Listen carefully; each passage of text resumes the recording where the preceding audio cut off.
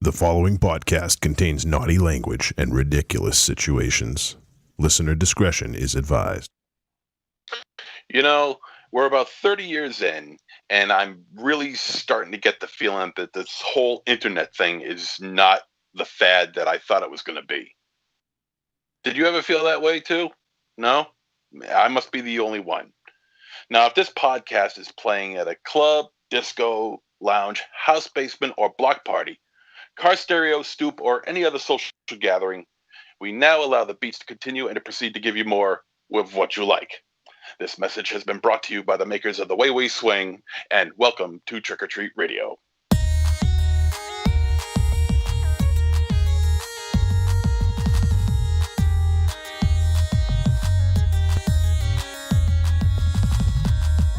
Welcome all you little zombies. You're listening to Trick or Treat Radio, starring the Deadites.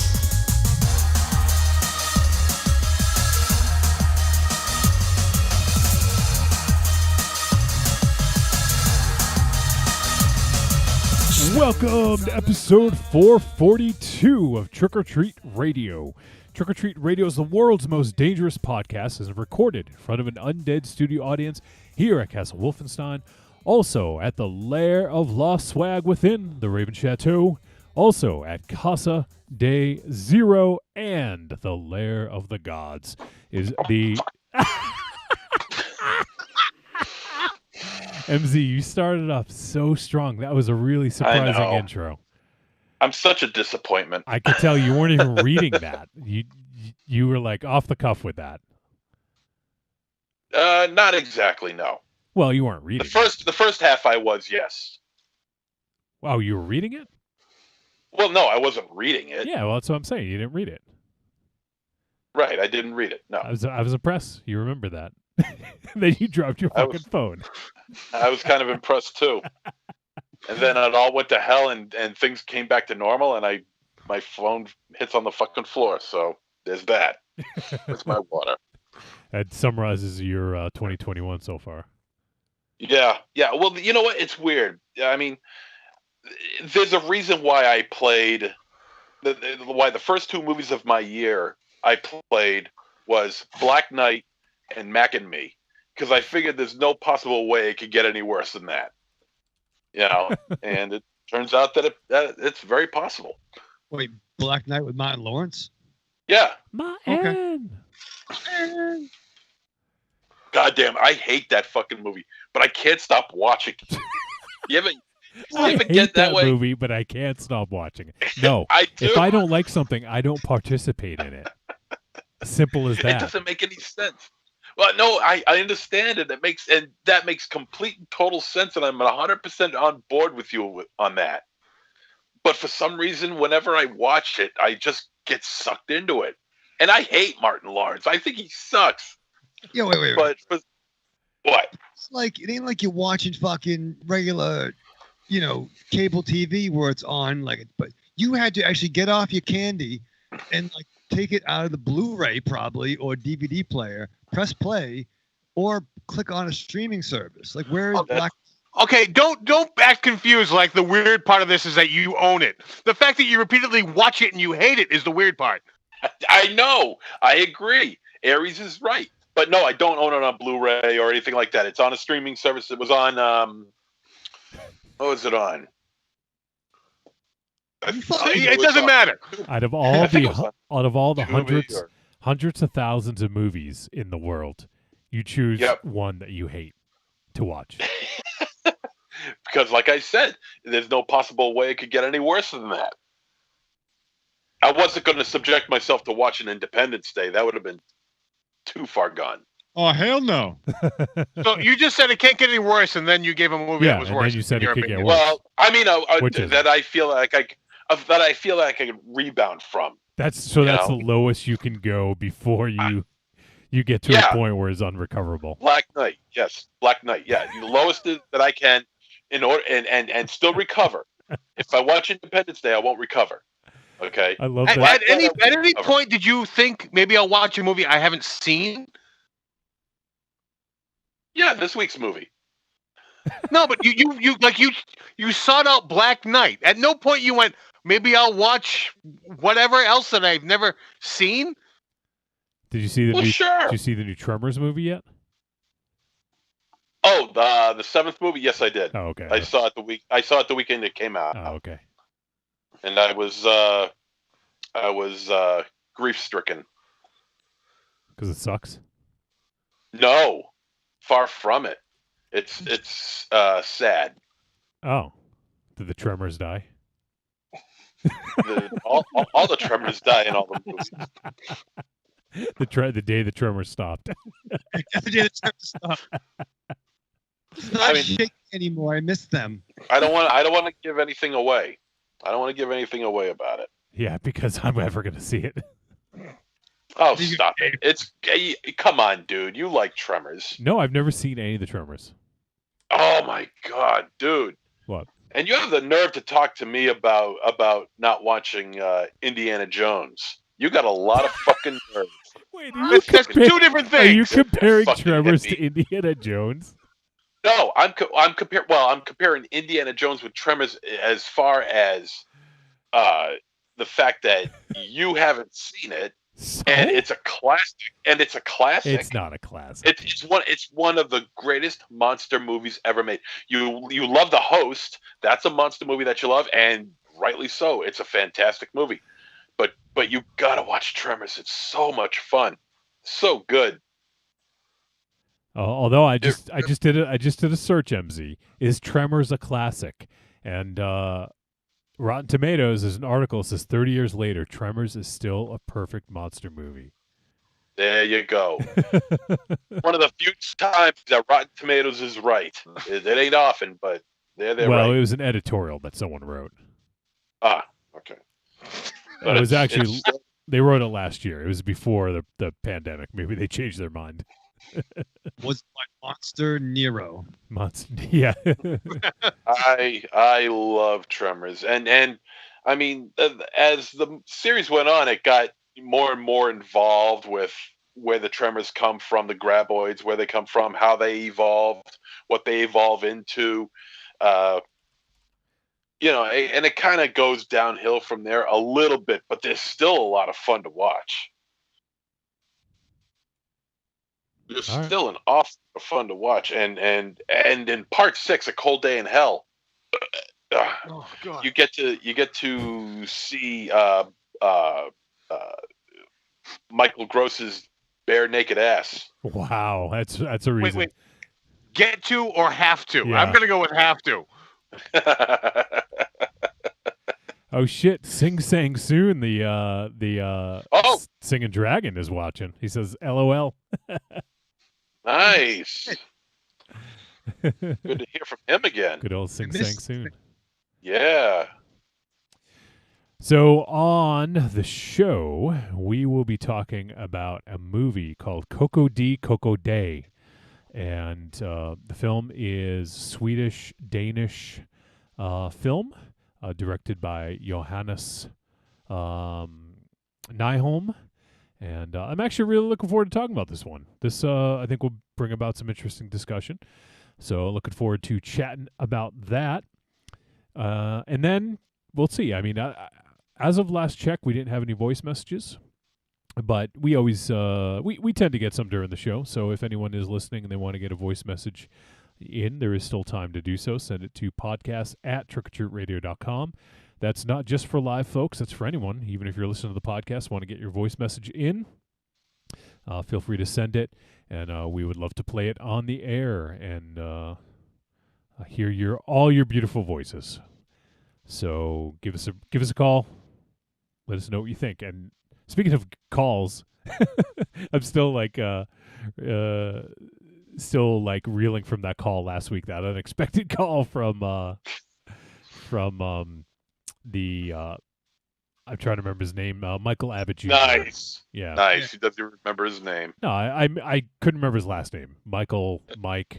But it was awesome having him call in like that, kind of randomly. So Yeah. so That that was fun. pretty crazy. Yeah, that was cool.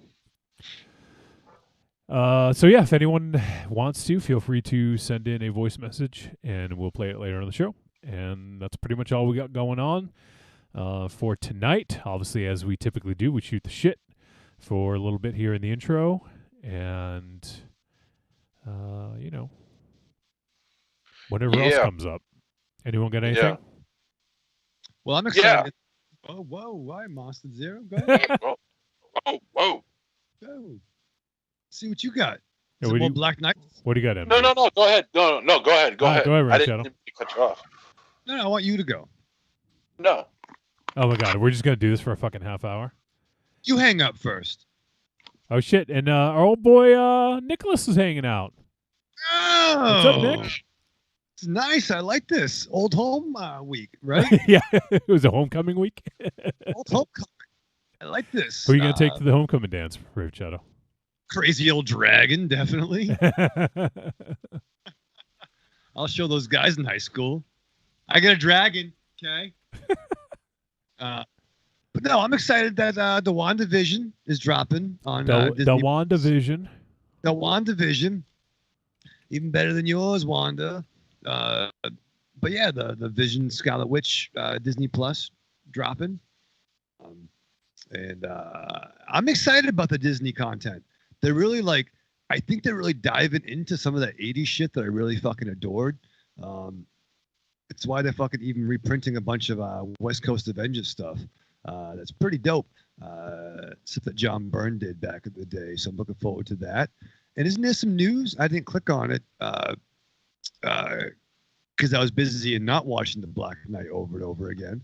But is there a rumor that the Chris Evans might be returning to the Marvel Universe on some kind of a different capacity? Like maybe a rumor that he might do a Disney Plus show where how he brings the Infinity Stones back to where they should be.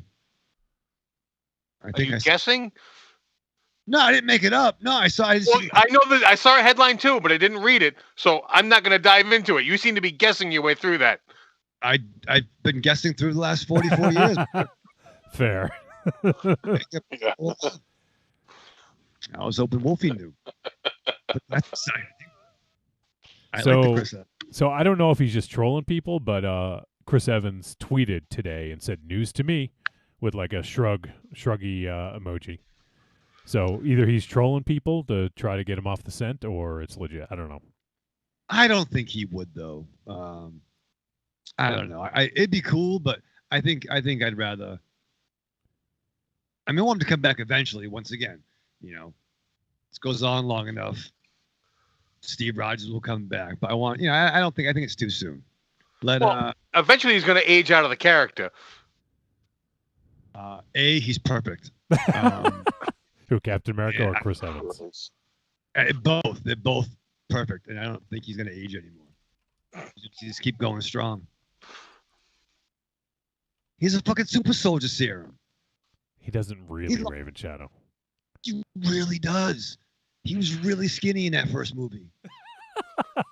Jesus See Christ. on the red carpet? Jesus Christ. Wait, All right, MZ, your news. yeah, hold on. Before we go to that, Marion says I'm with MZ regarding Tremors, at least the first one. So Marion thinks There you it's a go. classic. And she also says, I think Raven Shadow's mom was supposed to leave a voice message. Whoa. Is that true, Raven Shadow? I don't know. Really?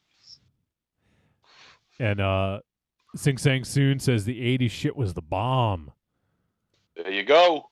And Nicholas says the Evans. From the Evans. Leg drop from the Evans. Leg drop from the Evans. All right, MZ, go ahead. Well, I just, not to bring the show down, but What you're going we to? did lose. Oh, But I'm Jesus. going to, yes. Shut up. We lost two more genre favorites this week. In the past week, rather. One was Julie Strain, Oh, yeah. who worked with Andy Sedaris quite a bit. Worked with Trauma quite a bit. And there was a big rumor that she was on her way out last year. Yeah. It was like right around the same time, like 2 or 3 days before her actual death a year ago. Yeah. Yeah, and there was all these rumors going around, and turns out she, I guess she wasn't feeling well, but she was still alive. So she, very statuesque. I mean, 6'1". I mean, that's Glamazon size, So, I mean, but I thought she was taller than that. I mean, she was like Wonder Woman class, or at least Big Barda. Like she was a Spartan. oh yeah, definitely. She, she did a lot of skin flicks, a lot of the um, like the sword and sorcery style type of movie, and she would dress up as Vampirella at cons and things like that. So, I mean, she was pretty popular, and so it's sad to see that she is passed on.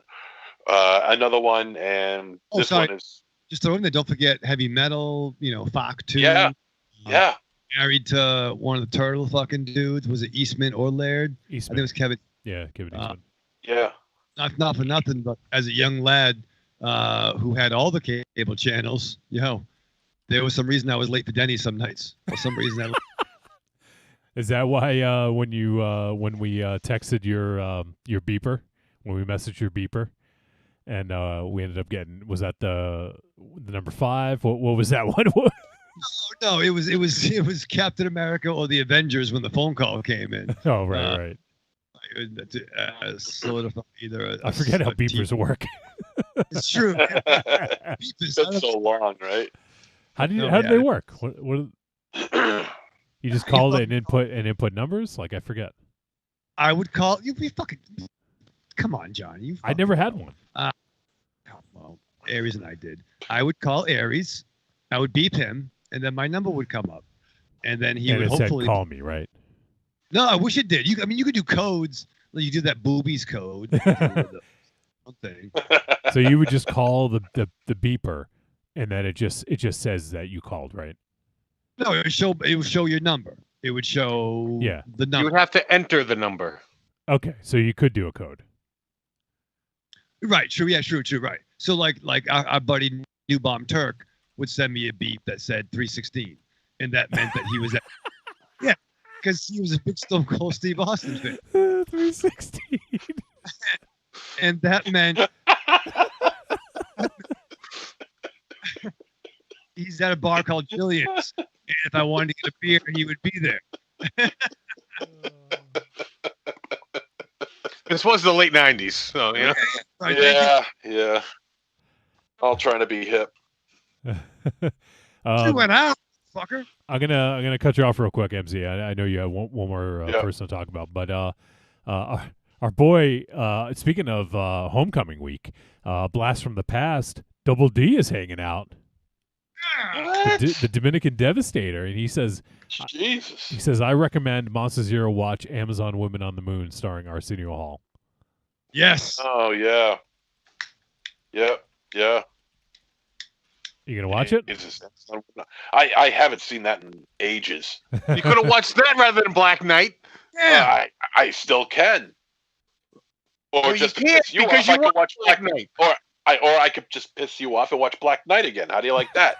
But no, I mean, if Amazon Women on the Moon is streaming, I'll hunt it down. I'll give it a watch. Like I said, I haven't seen it in, Jesus, at least 25 years.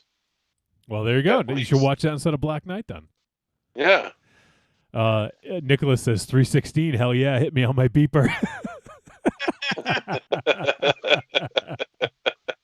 It was the 90s, Nicholas. And Double D says in the house. Is he? Evil Corny says, Raven Shadow, you'll get your Captain America when Feige gives you your damn Captain America.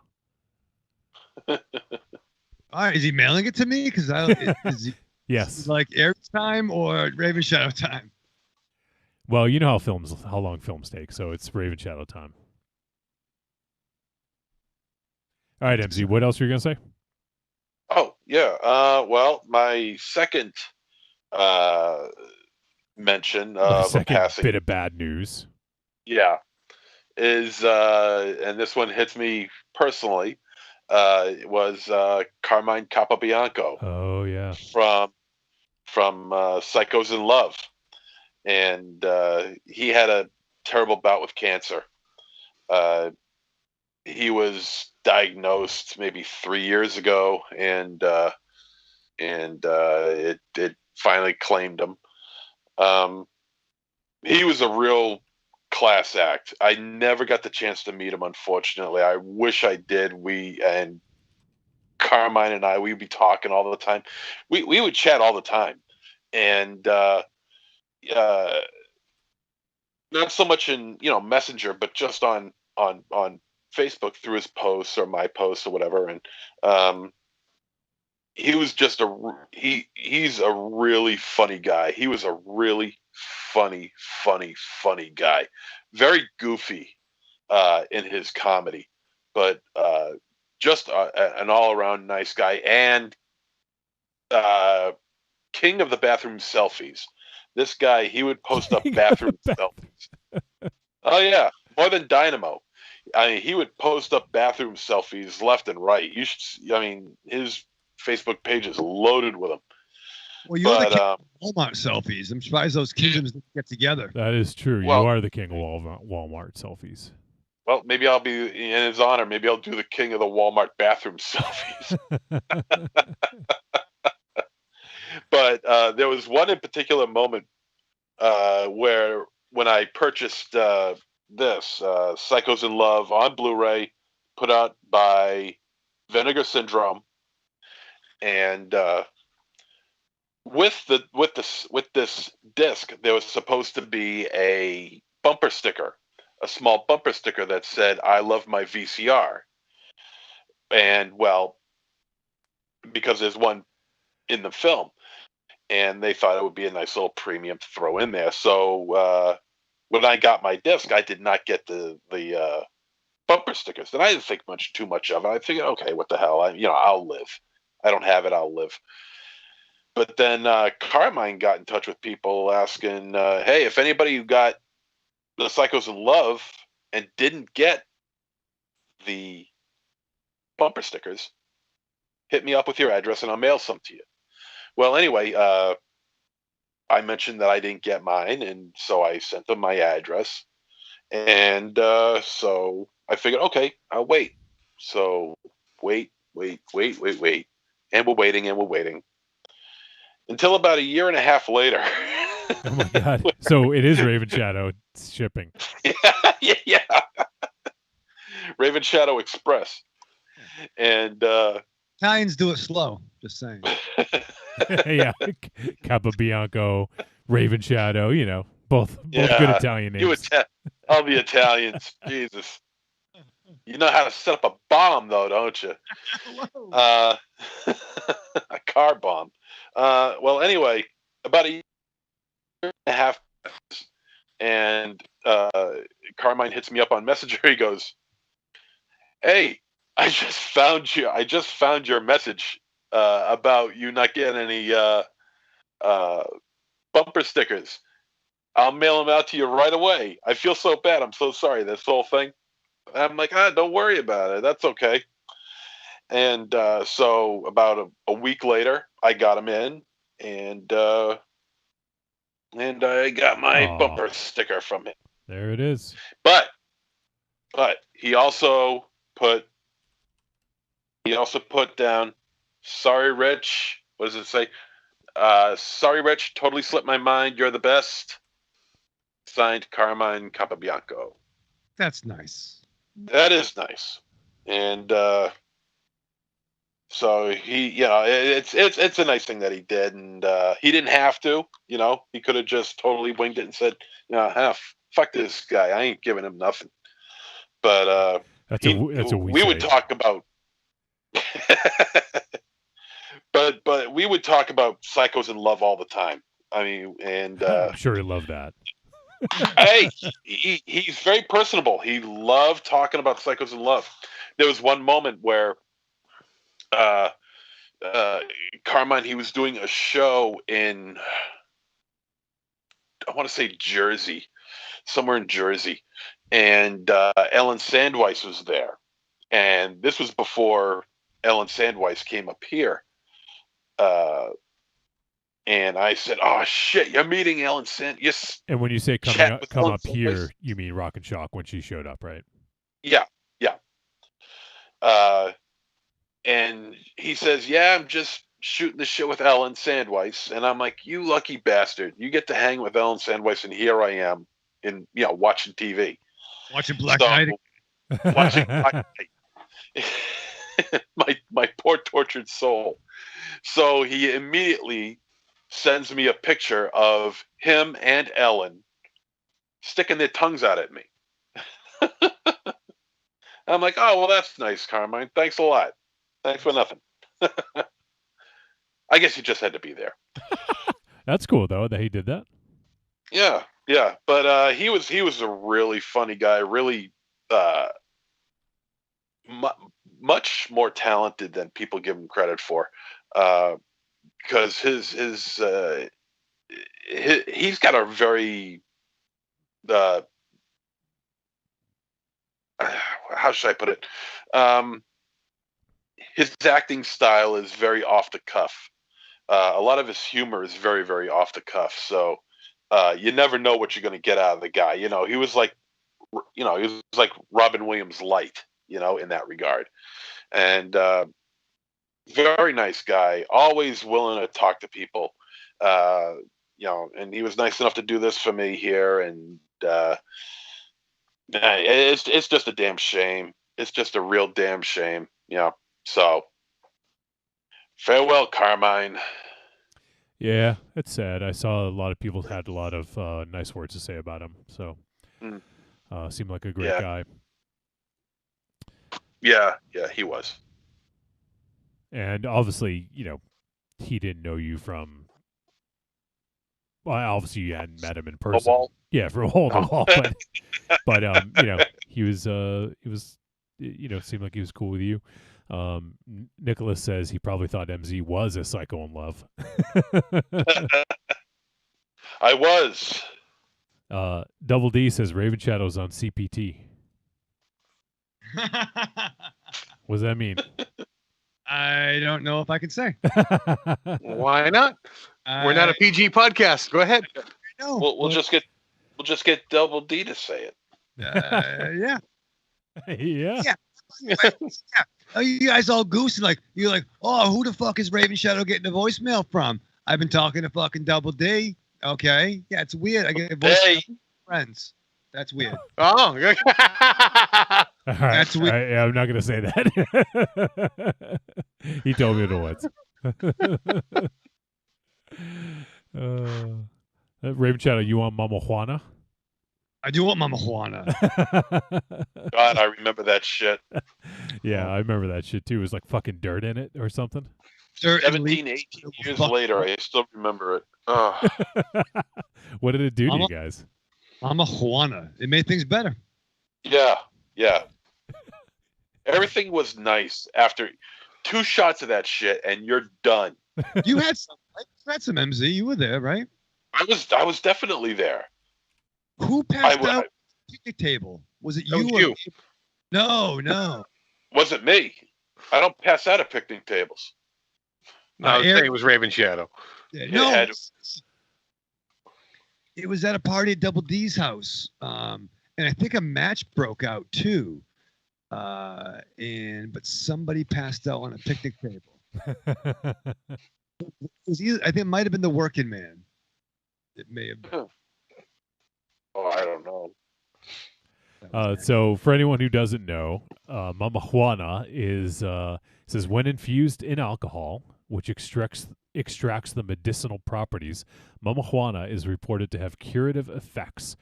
It has been used as a cold and flu remedy, a digestive aid, and most famously, a sexual stimulant. A sexual stimulant? Is that why you guys... I was as limp as a wet noodle after drinking that shit. You drank it right? Wet noodle. You pour the plant. Oh, But geez. yeah, but I'll tell you that stuff, and I still remember it to this day. I mean, it had all these different alcohols in it, but there was sticks or Yeah. twigs rather, and leaves, and I think dirt. I don't remember, Yeah. but yeah. I'll Yeah. tell you, it was like drinking silk. That stuff was fucking smooth, man. Jesus. It was like Dominican black magic. I don't know. It's like if you put like root in fluid and did shots. I don't know. It was fucking weird. Yeah, good stuff though. Oh my god. But I mean, I was drinking beer and getting high and all this other shit. So it's like, yeah, sure, why not Mama Juana as well? Smoking some Primo Ganj. Yeah. So everything I find when I look it up says that it's a well-known aphrodisiac.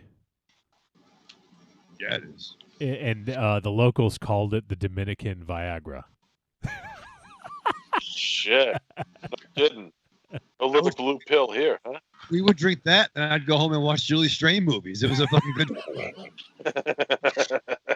Like, I'll see you in the morning, son. Oh my god.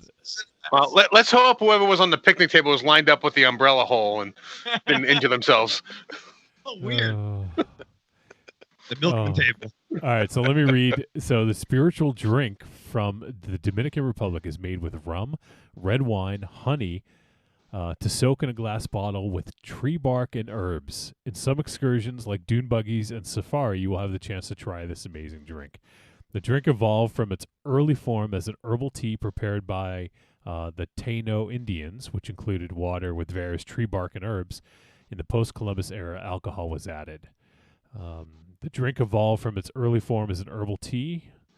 Let me see. The mixture of bark, tree leaves, and herbs varies depending on the region. There are various versions of the drink, including the following types of. It just lists a bunch of different vegetation that doesn't make any sense to me. So, but yeah, tree bark, grass, dirt, alcohol. It was so good. Mama Juana. The Dominican Viagra. Yeah, I still talk about it to this day to people. I really do. I honest to God, I really, really do. What do you tell them?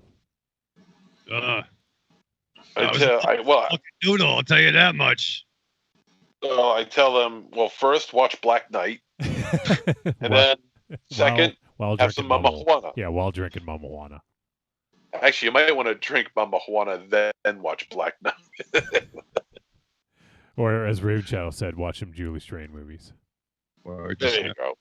That's acceptable as well. That's what your boy did. I don't know if I'd brag about that. I was fucking like much younger than I am now and lived at home. So what are you gonna do? You live at home now. That's your home. My home, yeah. I don't gotta knock it off anymore. Now he's knocking them out. Yeah, don't tell me. Don't tell me to knock it off. I pay the bills up in here.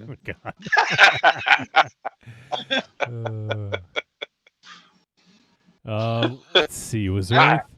There was no insurrections this week, which is good. So we're not going to talk about that. There's been some fucking news, though. I mean, like, not for nothing, you know. Yeah. I'm the best president. No one's been impeached Two more than me. time. Two-time impeached champ. Not even Nixon. Not even Mr. Hillary. I'm the best. Fucking I'm Pence the in the greatest giant- impeached president that has ever lived. No one has ever seen anything like this before.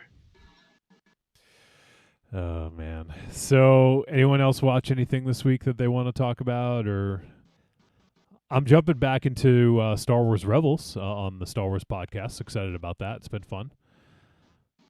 Rave Chow, did you ever see any Rebels? I can't remember. I started to. I think Yeah, I'm 3 episodes in. I like that it's a ragtag band of very Guardians of the Galaxy type team. I like how they seems like went back to the roots. Like, I mean, like the dude who's at the heavy on that team was like the early like Zeb. Chewbacca design. Yep. Zeb. Yeah, he was. So they kind of like go back to some of that old concept art, and A lot of it. And dude, I know Rocky keeps talking, Corny keeps talking. I tried watching a couple episodes of fucking Clone Wars, and the fucking Roger shit makes me want to fucking put my head through a fucking wall, dude. You know, Roger. I mean, if I was fucking 9, I would love it. But I just can't do it. I know it gets better, but I can't. So I figured Rebels was the animated show for me. So I got about 5 episodes deep when a kid had the saber. I didn't know the other dude had the saber. They were bringing some Jedi shit into the mix. So some Jedi shit. Yeah. And then Marion got interested in it. So I'm like, well, maybe I'll wait. But yeah, I'm trying to say is I'll watch Rebels. All right, yeah. Double D says I just finished rewatching Rebels. It really is awesome. Yeah. Yeah. He's Dominican. He knows. What's that? He's Dominican. He knows. Yeah, it's true. I wonder if he drinks Mama Juana while he's watching Rebels. Fuck yeah. But yeah, there's a ton of the Ralph McQuarrie concept art from the original Star Wars stuff, even before. You know, like for instance, there's an early version of Vader's look, and they actually, when Vader's shown in Rebels, they use more of that McQuarrie look, and it looks really awesome. Also, the original C-3PO concept art, they put actually C-3PO and R2, both droids. They made new droids based on the original concept art from Ralph McQuarrie in Rebels. And there's just a ton of stuff from Rebels that they use from Ralph McQuarrie's initial Star Wars concept art. So it's really cool. Well, Now, when does Rebels take place? It is basically them building the rebellion. So it takes place before New Hope. Okay. So like about a couple of months, or No, probably years. Yep. So it's basically them putting together the rebellion to fight the Empire. So the Empire is kind of at its height. So Wolfie, so between Revenge of the Sith, so after Revenge of the Sith, but before Rogue One. Yes. Yep. That's accurate. So I don't know.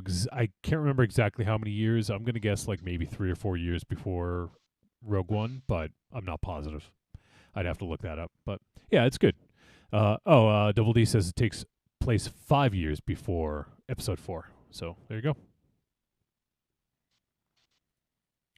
so we'll probably get like a 14 or a 15-year-old Luke Skywalker in Leia.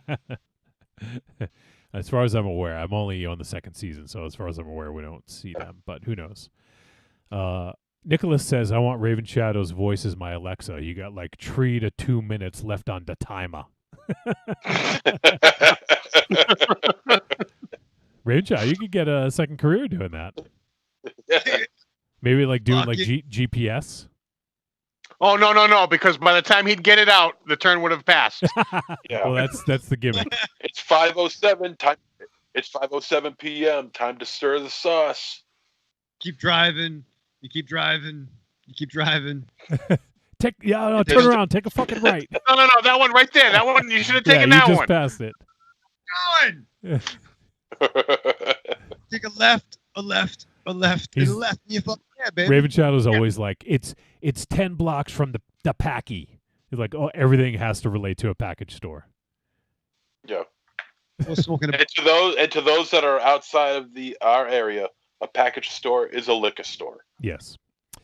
And also Raven Shadow's like, this trip is gonna take you 2 cigarettes. Yeah. Which is like for Raven Shadow 3 minutes. No, it's actually about 20 to 30, 20 to 25 minutes. Really? Yeah. How long do you take between? Well, I mean, it helps. So you take a minute to just think about things, reflect. A minute to think about things. Yeah. What do you You think pause. about? Maybe you pass, I'm gonna wait till I pass the BK in that fucking laundromat and the fucking roller skating rink that went out of business, and you fucking spatch it up. You do what every other smoker does. You think about how long it's going to be before you get there and judge it so you can time it so the cigarette's out by the time you pull into the parking lot. Is that right? Yeah, I mean, he's not wrong. He's not wrong. I mean, yeah, there's a lot of moving parts. There's a lot of calculations that go into smoking that non-smokers don't understand. Thank you, Aries. You're still one of us. Nicholas wants to know what the miles to cigarette conversion is. I don't know. Depends on how long the trip is. Yeah. Thank you, Aries. And how long the cigarette is. It could be one of those fucking Virginia Slims that's like like a foot long. That's the thing. That's a weird thing about cigarettes. We have a buddy, Aries and I. We'll call him Flannel Man for purposes here. But he was the only one that really rocked the 100s. And you would think that I would like the 100s because they're the same fucking price. You know, the 100s are the same price as the fucking regular pack. But I think maybe the thing is there was never an iconic movie or character that ever smoked the 100s. You had no role models that smoked 100s. Yeah, there was like, I mean, even like your boy from the fucking Fifth Element, Dallas Corbett, right? Not Dallas Corbett. Wait, who's the shitty WWF wrestler? Oh, Tiny Lister, his character. Oh, Corbett. Sorry, Dallas Corbett. Yeah, you got it right. You got it right. But who's the shitty wrestler? Oh, Baron Corbin. Oh, Baron Corbin. Okay, Yeah. all right. It was Corbin Dallas. Corbin Dallas was Fifth Element. Yeah. Yeah. All right. And even he had like the short, like reversed it. So like the filter was the cigarette and the cigarette was the filter. So you've gotten smaller ones, but you never had a main event like protagonist smoke the hundreds. And that's the problem. That's the problem with their marketing. So Why is that the problem? Because You can be your own man. They didn't make them appealing to you? No, yeah, because Constantine they don't have 100s in fucking England, I don't think. You can be your own man and do your own thing. That is I true. am. You mimic someone. You're not, because you're saying there's no one to follow with that. Yeah, why don't you become your own role model? Because Yeah. that's fucking Andy's game. Who? Well, Flannel Man. Tell you what, Raven Shadow. I'll tell you what. Now I know Okay. who it is. I'll help you get started. You can be my role model. Well, you do a lot of fucking worse, I'll tell you that much. You know, why don't you smoke the wides? Do they still make wides? I don't know. Why don't you roll your own Raven Shadow? I tried that. And then I bought all the stuff. You buy the machine? They have a machine that'll do it all for you. And Aries, I bought it from a friend of ours who had blonde hair and flew a plane. Remember him? No. And he crashed a plane from Jillian. Oh, my God. Oh, God. That was like 20 years ago. Yeah, the pretty kid. We Right? call Remember him CB, Crash and Burn? Yeah, CB. Holy shit. Okay. Crash and burn, baby. You called him CB. You're lying. Honestly, I don't remember what his real name was. Not me either. But I bought all the fucking shit, and then you do the ka-chung, ka-chung, and it didn't really fucking work. And you try to I'm like, all right, well, I'll fucking roll some cigarettes while I'm watching a Red Sox game. And at that time, it was the continuity, and the kids would come downstairs. They'd be like, what you doing? I'm watching the game. No, what are you doing? That looks cool, but it's not cool. And it wasn't, it didn't feel right. I didn't feel right putting the tobacco in the cigarettes when the kids are downstairs. So fuck it, man. I'll pay the extra bucks so I open a pack and smoke them. Fuck it. I don't know how to break this to you, but you don't have kids in the house anymore. Oh, He's like, I don't? Been looking for those motherfuckers for years now. well, yeah, it was a time. You know, it He didn't work. pays out. as much attention to them as he does his cat.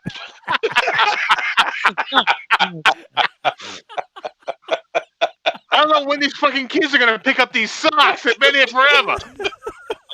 How do things stay alive around you? You know what? I noticed you. As far as I can remember, you don't have any plants in that house, do you? No, I do. He rolls There's a couple them. of pots of berry. Yeah. No, I do. I have my lucky cactus that I got. Lucky cactus. I did. Because you have to water it. It's not a Lucky cactus. Oh, cactus. I'm sorry, it's not cactus. It's a bamboo. Bamboo. Bamboo? Did you just confuse cactus and bamboo?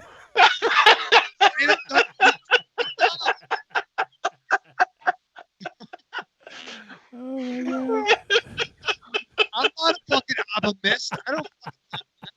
And You he's don't have gonna, to water bamboo either, I don't think, huh? and he's gonna cry. Oh, Jesus. When my parents came over after the start of a new continuity, we brought you a lucky fucking bamboo. And I thought, You were saying Baboon. baboon. Yeah, Absolute lucky, baboon. lucky I baboon. didn't That, it's probably lost in the house somewhere too. where's It's like, where's the baboon? not being fed. It's got gnats or mats in its hair. Raven Shadow's two kids and a baboon dead in the house somewhere. No, that's sitcom. like That's- two kids and a baboon? Yeah, they got.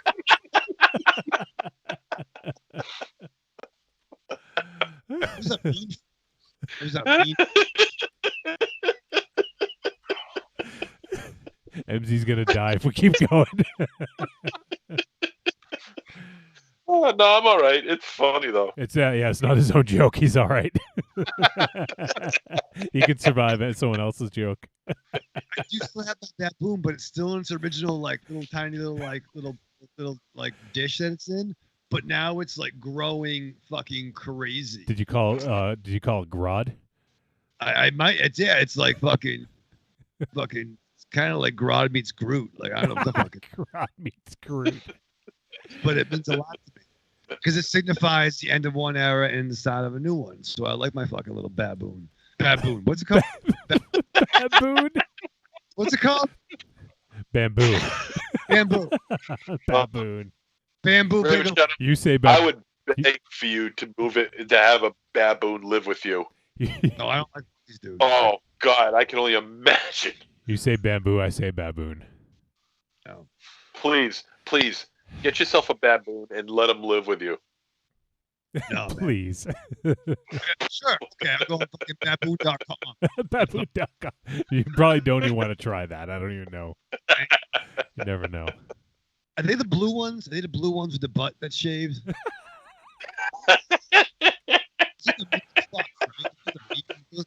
Yeah, get the baboon with the big red ass. Yeah, no, I ain't doing that. I'll gonna get.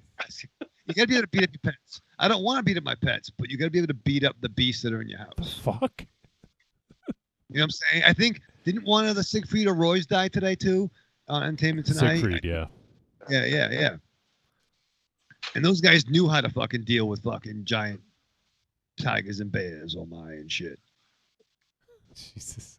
Yeah, I don't know how to break it to you, but I'm pretty sure your dog could take you if he wanted to. Yeah. Evil Corny says both my grandfathers smoked the hell out of 100s. There you go. There's two Yeah, role models two for you. role models for you, Rave Channel. There you go. I'll be like Grandpa Burrows on fucking town. But I can't help but notice that it's past tense, so I'm sure the cigarettes may have something to do with their fate right now. Yeah, you ever think about that, Raven Channel? Yeah, I dig it down deep usually when I do though. I just put it in a box. You gotta confront it, man. No, I You put gotta it in a box. embrace it and integrate it. No, I Yeah. put it in a box. I put water in the bamboo, and I just fucking try to calm down. You just gotta I smoke a cigarette to calm down. Yeah. dig it down deep. All right, Dig it let's wrap this up. So, if you guys want to help support the show after all this, if you want to help Raven Shadow find his baboon and the kids that are lost in his very small house somewhere, maybe you can help support us. No, all the money will go towards helping the show pay for the hosting, for the software, for the equipment, for everything else that we do. And the best way to help support is go to our Patreon, patreon.com/trickortreatradio. And over there, you can join for as little as $2 a month. And it goes up from there, and you get some cool perks. You get exclusive audio content. We just released our latest January exclusive, and it was sort of an extension of the year end. We do our Dear God No Award, and we each give a top 5, which was a lot of fun to do. So that is available on the Patreon right now, and that is exclusive to Patreon. We have no plans to release those for anyone else. So you have to be a Patreon supporter to hear those. And I think we have 18 of them now. Was that right? I believe, I'll double check that, but I think we have 18 exclusive episodes over there on Patreon right now. Yes, 18 of them. So there's a whole year and a half. We do one a month, and looking forward to doing another one in a few weeks. And also, we have a bunch of other stuff going on over there. We have the Monsterpiece Theater Movie Club, which we're actually already talking about some scheduling stuff for. So we'll be doing that I think probably do it in February. But we'll figure out the date, the exact date very shortly. And then once that happens, once we figure out the date, we're going to go ahead and put it out, poll our Patreon supporters and have them pick some films, and then we'll put it up for a vote. And the film that wins the vote will be the film that we discuss. And the way that works, everyone watches the movie on their own time, and then we pick a time and a place. And that place is Discord, and we have a nice voice chat, and we record it, and then we release it afterwards. So it's been fun. We've done 2 of them. I'm looking forward to doing the next one. So that is exclusive to Patreon, and then we also have the Blackout tapes. There's some talk about the next one, hopefully coming up soonish. The last one was a blast. Raven Shadow and others talked for 8 hours and 45 minutes. Was it Raven Shadow or something like that? Pretty close, yeah. We went 25 something. It went the distance. So yeah, that's a blast. And then also we have, for the highest tier, you get a Patreon takeover. And what that is you get to come on and co-host the show with us if you want to. If you don't want to, you don't have to. But you also get to program the show, which means you get to pick 1 or 2 films. And if you pick the one film, you get to pick a topic for us to discuss, whatever you want. Anything at all. Remakes, women in horror, whatever. So you can choose the format of the show, and you can co-host it if you wish. So check out the Patreon. There's a lot of cool stuff. And then we also have the Discord channel, which has been a blast and been really awesome to have. So that's free. You can join that for free, but depending on the level of support that you give us, you get access to different chat rooms and voice chats and stuff like that. So we're going to hopefully continue to make things more interactive as we go on, but go ahead and give that a look. Patreon.com/trickortreatradio. Also, we have the Amazon link. So if you guys shop on Amazon, I know the holidays are over now. Maybe you've spent your gift cards, but in case you haven't, or if you just want to buy some other shit, head on over to trickortreatradio.com, scroll down, look for that Amazon logo, click it. It's going to bring you to Amazon. It's going to input our affiliate link. Once that happens, Raven Shadow, they're going to go ahead. They're going to purchase whatever they want to their heart's content. Everything they purchase gets attributed to us. It doesn't cost them any extra. But it's another way to help keep the lights on. So we get a tiny little cut, a little small percentage for sending you to Amazon, and that is another way to help fund the show. And finally, trickortreatradio.com, click on the store, and there we have Greatest Hits of Trick or Treat Radio Volumes 1 through 3.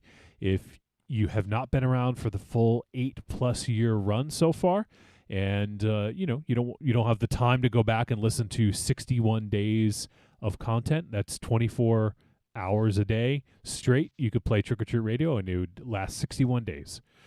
So if you want to go back, we're actually probably close to 62 days now, because I think we've been doing that one for a while. So maybe we're coming close to 6. I'll check actually during the during this. But so lots of content. If you guys don't have the time to go back and listen to it all, which I don't blame you, then what you can do is you can check out the greatest hits, and it gives you the highlights, the lowlights, the midlights, everything else in between. It's it's kind of a smorgasbord, Raven Shadow, right? Oh man, it's a fucking cacophony of chaos mismatch. Taking Of it back. mayhem. Smash of mayhem. Mayhem. There you go, mayhem. Mayhem. Mayhem and eggs. Jesus.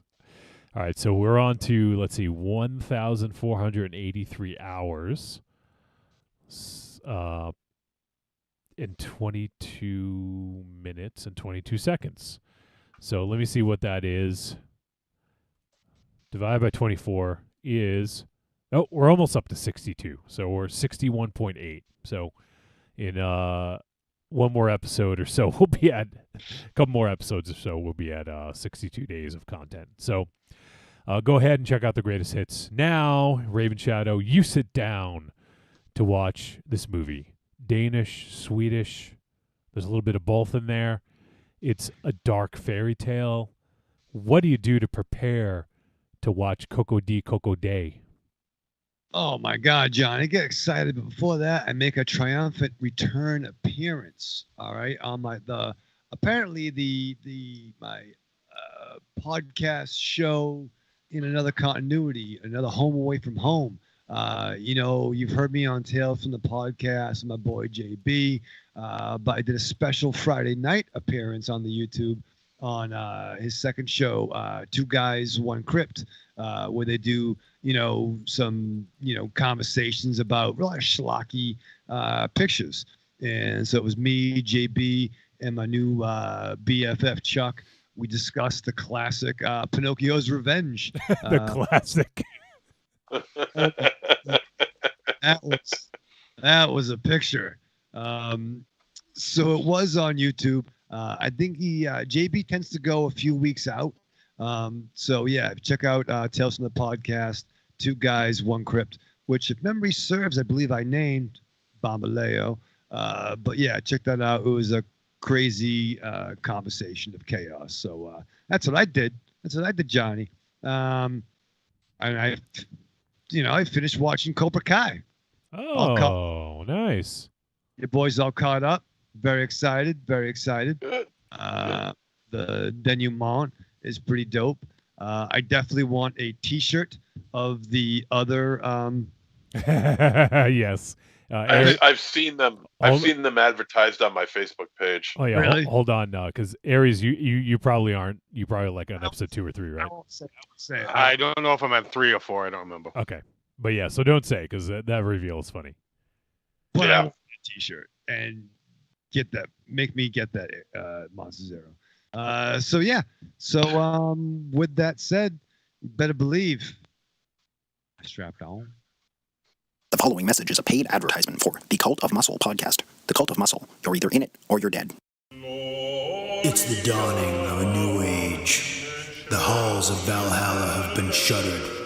The heroes of yore have either retreated to the shadows or taken to capering for the amusement of the small folk. Their past glories a distant memory. The barbells have been torn from their once puma-strong grips. The beards shorn from their square jaws, only to be transplanted onto flannel-clad, puny weaklings with fingers barely powerful enough to strum a ukulele. The time has come, my brothers, to restore order from the chaos. No longer will our heroes be forgotten. No longer will their great deeds be viewed through a foggy lens of irony. Hear now our rallying cry as we scream it from the mountaintops, as we bellow it from iTunes and Libsyn and Facebook. It's time to join the cult, my brothers.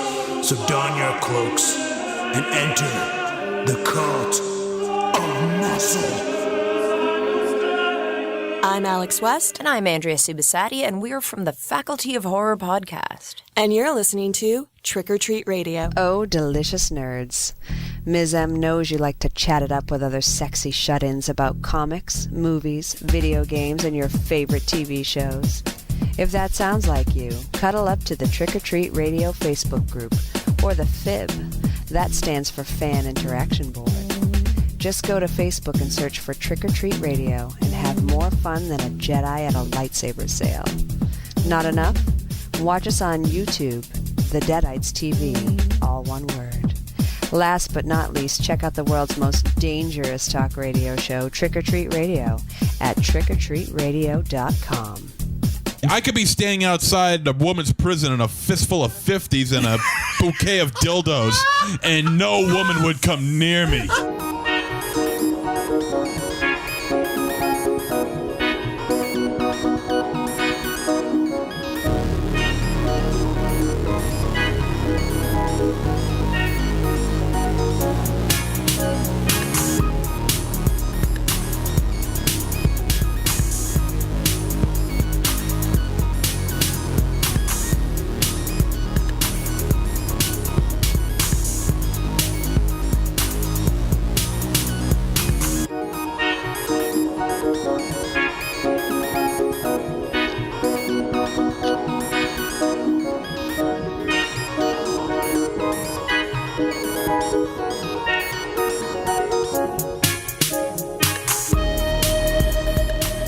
All right, we're back on Trick or Treat Radio.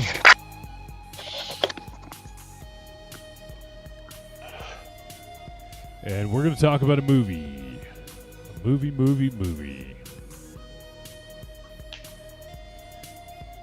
Let's see. Evil Corny says, yeah, the Burroughs grandpa was on oxygen in between cigarettes.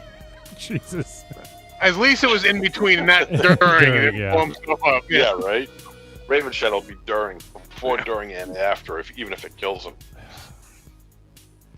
All right, so we're going to talk about this week's movie, which is Koko-Di Koko-Da. At least that's how they said it in the movie. I thought it was Koko-Di Koko-Da, but in the movie, I'm pretty sure they said day.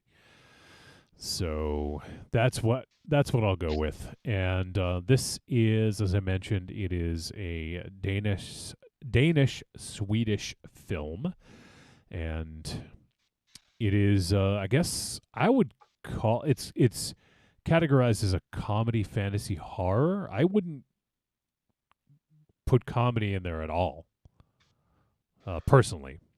All right, thank you. I thought I was missing something. I would call it a dark fairy tale, is sort of what I would refer to it as personally. But the film was written and directed by Johannes Nyholm, and it stars Leif Edlund, Peter Belly, Ylva Gallon, Katarina Jacobsen, and Morad Balu Kachadorian, and Brandy Litmanen. The synopsis: as a couple goes on a trip to find their way back to each other, a sideshow artist and his shady entourage emerge from the woods, terrorizing them, luring them deeper into a maelstrom of psychological terror and humiliating slapstick. That's the part I don't get. I don't actually agree with the slapstick. But, you know, we'll get a little bit deeper into it as we talk about this. So this one sort of came out of nowhere. This one wasn't on my radar last year, and you know, even though it did pretty well at some festivals, from what I could tell, played at Sundance and got some decent praise early on. So it just kind of like slipped onto the radar. But I'm actually glad we saw this, because I think it's going to bring about some interesting discussion. And with this one, I think we can be a little bit. I don't want to talk about very specifics about what happened in some scenes, but I think this is one that we can actually dive a little bit deeper into in terms of potential spoiler territory because of the nature of the film. Now, what do you guys think? Is it better? Is it better to go into this completely cold, or like if you knew sort of the gimmick, would that hinder it if you knew going in? Well, like watching the trailer, you mean? No, I just mean watching the movie. If you knew, sort of the gimmick, the gimmick that's going on. Yeah. No, well, I mean, I was cold going in, and I had no problem with it. Yeah, but what I'm saying is, if you knew the gimmick, would it ruin your experience? No, I don't think so. Okay, because it all depends on how the gimmick is treated. You know, I mean, I mean, movies can say anything to promote themselves, and even if they use the slightest sliver of truth, they can use that as an advertising idea, even if it only takes up, say, maybe 2% of the film. I think what he's saying is, should we discuss the gimmick? Yes. Oh, is that what he's saying? Yes. Well, he didn't say that. He kind of did. Exactly what I said. No, he kind of didn't. No, it's exactly what I said. Yeah, that's what you said before, but then you were talking about, oh, fuck it. You know what? You're an idiot. He can't argue, so he calls me an idiot. No, I can argue. I can argue it. I'm just not going to. I'm not going to argue, so fuck you. You're wrong. That's right. That's right. You are wrong. No, you're wrong. No, I wasn't wrong. Yeah, you sound like a certain orange individual. Hey, stop, don't talk to Wolfie that way. No. I think you have the same gut. I think you have the same gut, MZ. many French fries. Before we jump into a further, Creepy Girl says, "Hey guys, just turned you on in my car and listened to you on the way home." Nice. Hey, Creepy Girl. Awesome. Glad we could accompany you on your ride. It's like we're right there with you. Yes. Take a left. Get Raven Shadow some smokes. Huh? Go to the package store. Yeah. The way home. MZ's going to be in the back seat giving her a massage. Whoa. A little creep. He's Hey, gonna be who like, you calling? He's going to like lean over and be like, "Hey, babe." I'll be like Joe Biden in the kindergarten. Oh, come on.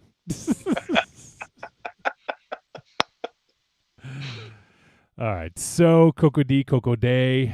I'm actually really glad we saw this film. So we're going to tiptoe around this a little bit. And you know what? On the poster, it says, this is going to be my guide. It says right on it, "The bastard offspring of Groundhog Day and the Babadook." That's a quote from the Hollywood Reporter. So I'm going to talk a little bit about the gimmick, because I feel like we can't really discuss the film very well if we don't. And I feel even if you know the gimmick, I feel that this is going to work. Well, I mean, we'll discuss that, but I feel like if you know the gimmick, it's not going to take away from the viewing of it. So, so we start out in this film with a family of bunnies. Well, they're not bunnies, but they're dressed. They have like face paint on for their daughter's birthday. It's her birthday the next day, and they're going out to eat. It's a young couple, husband and wife, and daughter probably is like, guessing 9 or 10 or something like that. Aries, you'd probably be a better judge because you had a. Yeah. It seems about that, yeah. Okay. No, specifically, she just turned 8. Oh, okay. Yeah, I actually forgot that. Yep. Okay, so she was 8, and she was picking out a birthday present, which I thought was a really kind of a cool scene. She's looking through the window of the shop and sees this little music box. And on the music box, obviously, we see some interesting characters. And so they get her the music box and wrap it up, and that's going to be her present for the next day. And so then they go out to eat. And what was up with that couple who came aboard, who like showed up with the buck teeth and... Oh, God. Wow. It's like if Captain and Tennille showed up at like a Surfside seafood joint. Like... Yeah. Right? Like they were like... It seemed like they were performers of some sort. It seemed like a Saturday Night Live skit was happening. Yeah, because I mean, because they're out in the field, approaching the deck where the big party is going on, and the woman just starts hitching up her skirt and starts walking really funny, and I'm thinking, now is this a person or is this like an act? Either way, personally, I was kind of disappointed in the fact that we didn't get to see more of that. You wanted to see more? Yeah, they were cracking me up.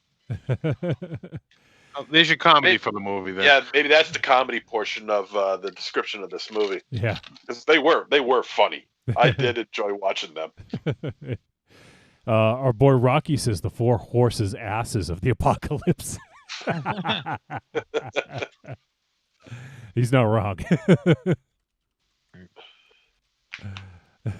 That's good. So we have this, and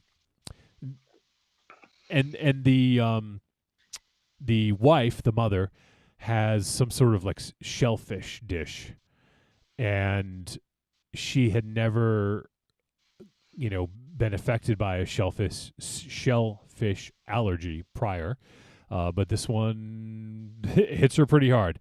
MZ, is this what it would be like for you if you had shellfish?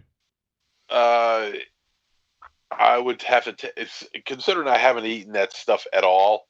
I would take a good guess and say yes. My guess would be yeah, and it would be ugly too, because I mean that she looked pretty roughed up. I mean, her face was exploding all over the place, red. And, that was a terrifying scene. Sorry, Johnny. No, go ahead, go for it. I mean, like it's hard. Like I had a little bit of subtitle issues early on to trying to see that scene when they were at that party. Why do you always have subtitle issues? Why fucking I wonder that too, Johnny. And why do I? And why don't I'm you going to go with operator error. And why don't you go back and start it over when you figure it out? Because I was trying. Oh, I can do that. See, I can do that? This is why you need a baboon. Yeah, it's true. The baboon, would figure out the subtitles for you. So I was watching that with Marion, and I didn't get upset. I didn't flip out. I just sent a text in the chat. I didn't try to escape. I didn't get fucking fired up. We figured it out. Were you present, Raven Shadow? I was present, Johnny. Okay, then why didn't you start it over? Yeah, why didn't you start over? Yeah, why didn't you start it over? I pretty much did, but you pretty much did, or you didn't at all. Doesn't matter what I did, but the fact of the matter, what I did do was watch. And like it seemed like it might have been like a family gathering, but whatever the fuck. Yeah, right. So the wife is having a reaction. Well, it's like anaphylactic shock or something, right? Yeah, and then she goes in the bathroom, and it's the cleanest bathroom I've ever seen before. But she comes out, and things have escalated quickly. So she's basically saying that. Yeah. And the doctors say like every reaction is different. You could have shellfish, 10 times, and that 11th time something might happen. So she had a bad reaction to that, and they ended up having like a air flight, med flight. Yeah. To come in the helicopter, and the concern was, the daughter had some of the pizza too. Yep. And she was, "Are you okay?" But she wasn't showing any symptoms. Right. But there's that scene in the helicopter when she had the oxygen, and all the mother was doing was trying to like fucking, like eyes on kid, like, yeah, hey, yeah. Are you all right? Are you fucking okay? As they're trying to get her to this hospital. I mean, that was, once again, maybe I'm retired, and Aries can speak to, but that is a fucking very terrifying moment. That's a very motherly thing. That I may be, sick and dying, but check on my child. Is my child okay? That's a very motherly thing. Yeah. Just instinct. And that was, I thought even the makeup I thought was well executed, because it didn't. I mean, to me, it looked like her cheeks and was all swollen and everything. It looked pretty legit to me, and I thought that whole bit looked pretty good. And yeah, there's some heartbreaking shit in this, man. And also, I don't remember if we saw it early on to open the film. I actually don't recall where the first time we see the shadow the sort of shadow puppets. But I thought that was fucking awesome. I loved how they used that in this movie. That was after the first act, and I mean, when there's a certain heavy scene, then it goes to that. Yeah. Okay. That's right. And it, obviously they're working with a budget here, and I think that it was such a beautiful way of demonstrating some of the themes of what's going on, and I loved it. So we're in the hospital. The mom is kind of getting better, and then she wakes up the next morning after being in the hospital all night, and then Tobias comes in, and he's the father, and he has a cake and everything, and they're gonna wake up the daughter and sing happy birthday and give her the present and everything, and so they start singing, and the daughter is not moving, and it's rough, man. This is in the first few minutes, so this is not obviously a spoiler, but that was a pretty rough scene where they find out that the daughter has died. Oh, it's terrible because they were in the hospital, but they were still trying to like do the birthday. So the family stayed in the hospital overnight. The daughter slept with the mom, in the bed, and even when she's pulling off the fucking,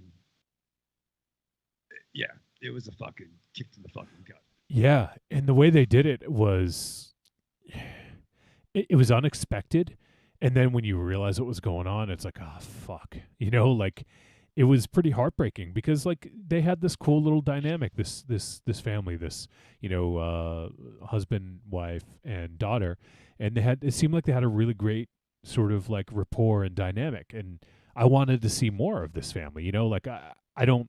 It's not often I say that in a movie where I want to see more of like the entire family with the little girl and everything. But I just thought it was a cool dynamic, and they sold it really well. But yeah, that was a pretty heartbreaking scene when that happened. MZ, you always like child death or child violence. What do you think? Child violence is one thing. This was just this was like a work boot to the gut. Yeah, it's that's a tough scene to swallow, and to place it in a film like this, I mean, you just don't expect it. Yeah. Except for now that people are listening to this and they haven't seen the movie yet, now they are going to expect it. I hear roboting. Yeah, it's an effective scene, and it certainly sets up what we have going on next, which is 3 years later down the road, Tobias and the wife's name, I can't remember it.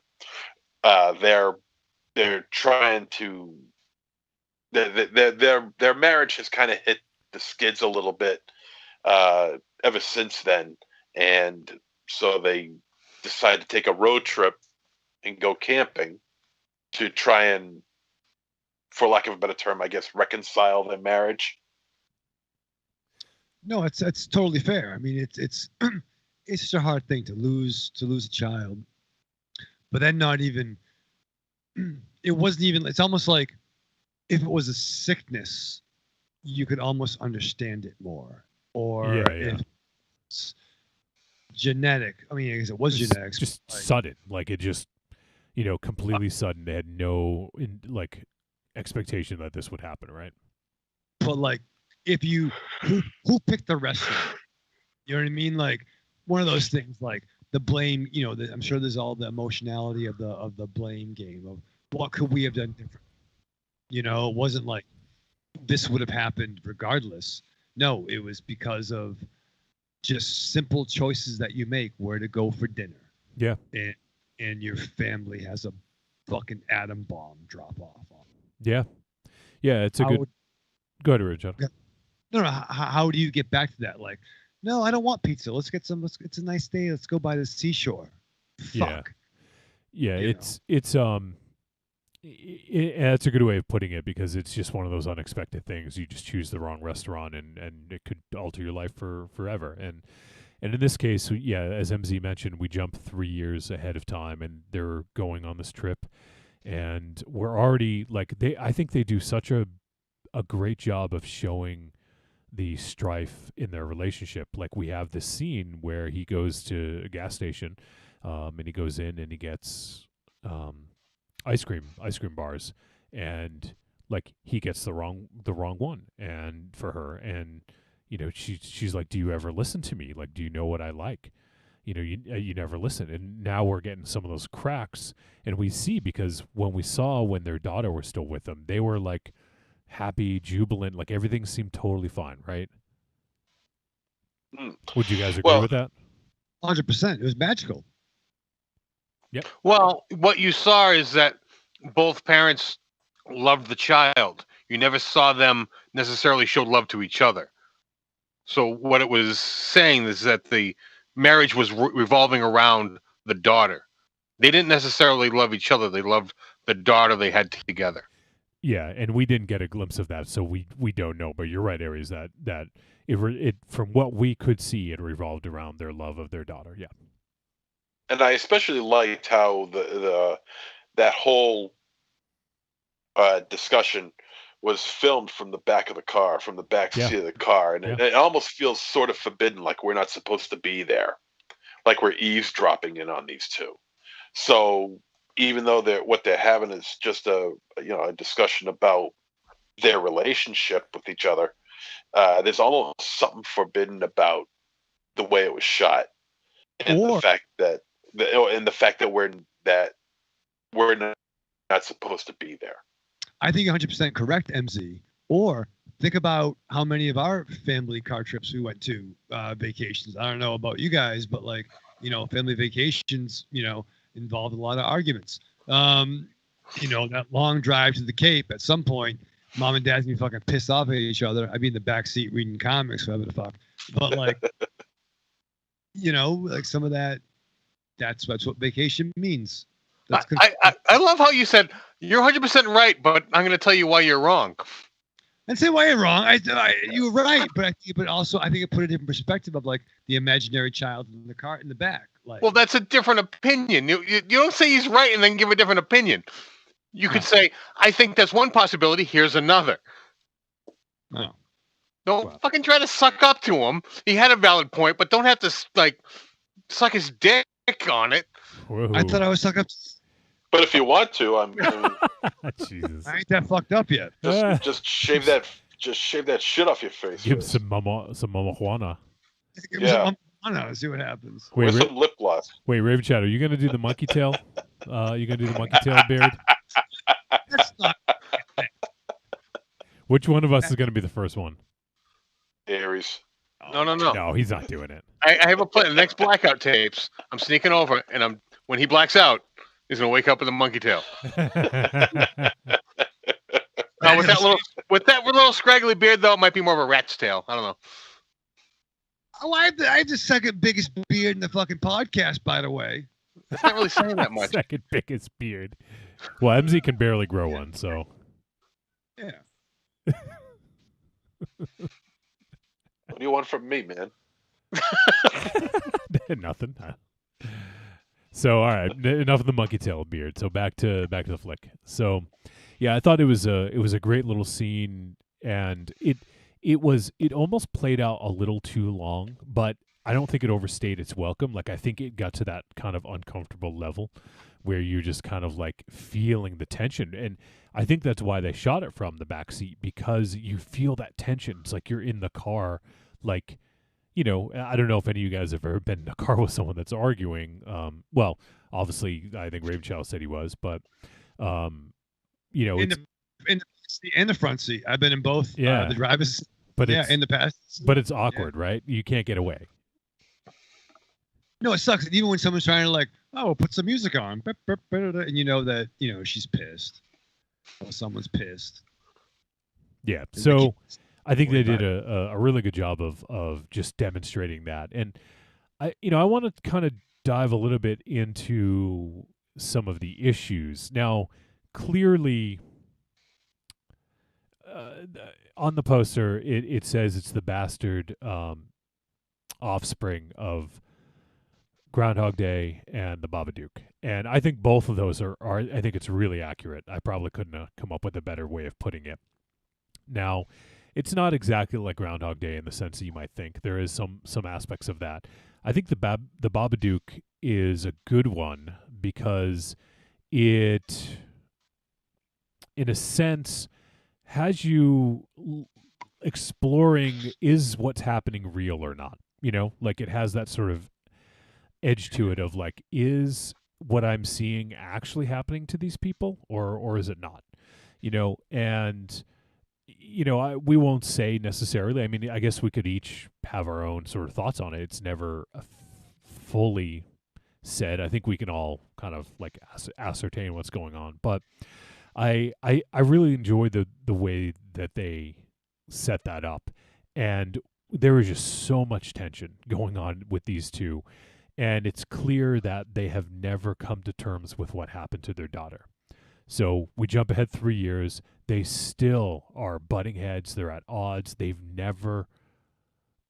My guess is they buried it deep down and never really discussed it. Right? Yeah, I mean, I got the feeling that he just kind of like forgot it, put it in the back of his mind, and really just wants to move on. And she just doesn't want to forget it. Like they're at two different levels of this grief that they do need to come together and resolve it. Yeah.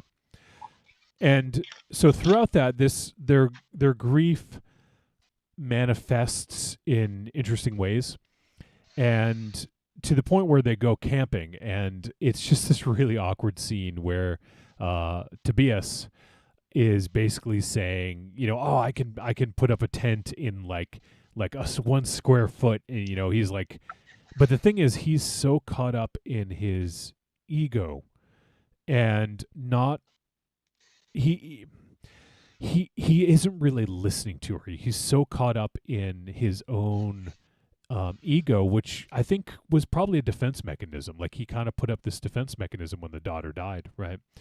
That, he just is not open to really kind of like discussing things with her. And, she has dealt with her in her own way as well. And it's really interesting the way these sort of come together. And then when they finally are in the tent, and we see them in the tent, and then we get like a little bit of a flashback in a sense.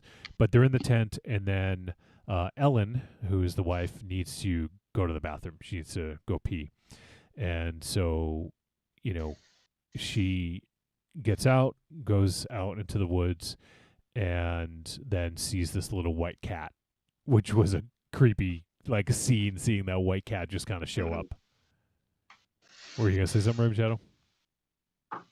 Not about the cat, but the cat was kind of fucking weird, and and then we see something else after the cat. Yeah, and then I don't remember which order they showed up. I can't remember if it was the big sort of goofy looking guy carrying the dead dog, which is fucking weird.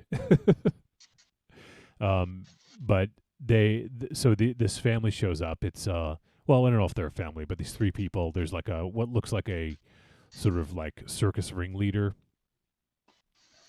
and very much like almost like a baby Huey type Lenny from a Some Men kind of dude, and then maybe like picture like who was it from Beetlejuice? Picture like Lydia Helena. Dietz. But I was gonna say like Helena Bonham Carter from like Sweeney Todd on LSD. All right. Stilts. So we have these really interesting cast of characters that show up, the 3 of them. And then they start to terrorize Ellen. And then there's just, I'm not going to talk about all the details, but then there's a whole scene that sort of plays out. And what happens is just kind of like brutal and kind of horrifying, And I will say my gut say Tobias, but is it pronounced Tobias? Well, I mean, it's Tobias, but the way, I think with their accent, she kept saying Tobias. But we can say Tobias. It's fine. I'm from fucking New England, so I'll probably say Tobias. That's fine. So when Tobias is seeing, I get fucking pissed if I'm fucking getting anxiety watching his reaction. I fucking suddenly now hate this dude. And I can't understand why he's not having some call to arms. And that's a struggle for me. Well, I mean, I don't want to say too much. I know. Yeah, but there's a reason for that, you know. The way these scenes play out, there's a reason for them. It's the way that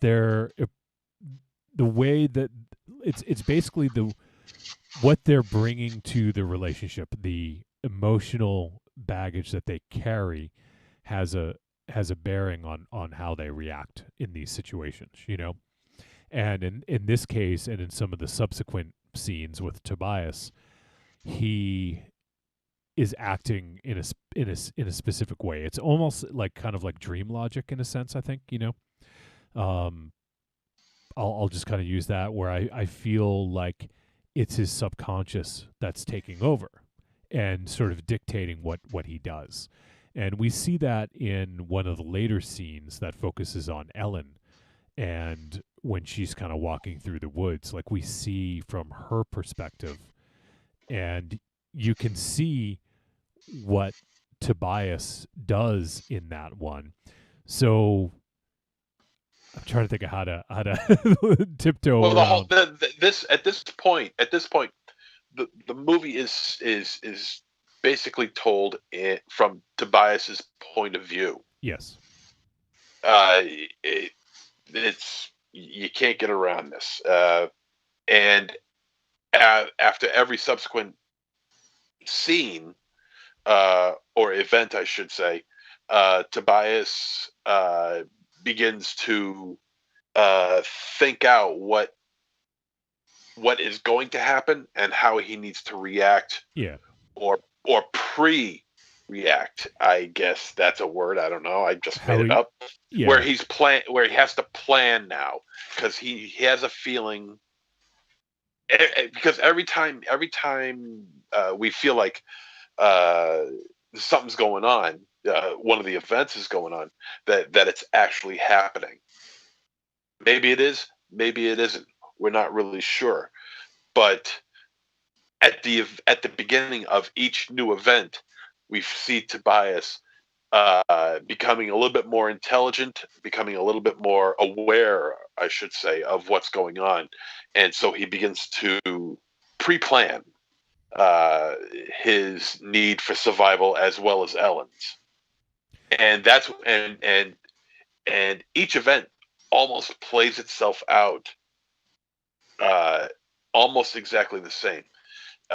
For something that's for a movie in this particular area of the film that's so deep in monotony, it's so tense and interesting because you don't know where it's going to end up.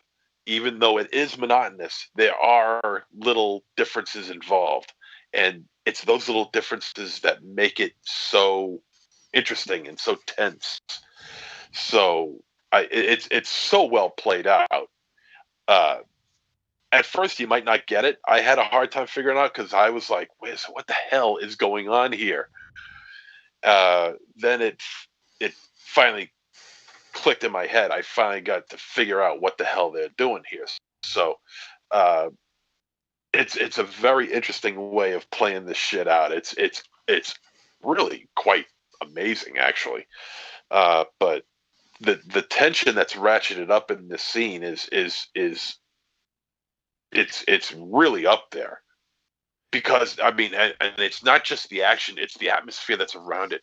You're surrounded by woods. You got no one near you. Yeah, complete isolation. And also, right, and also the weather.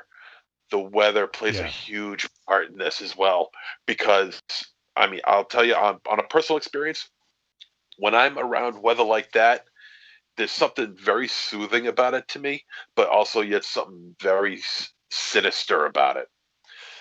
So there's that going for it as well. Not to mention the fact the score that's played while the attacks are happening.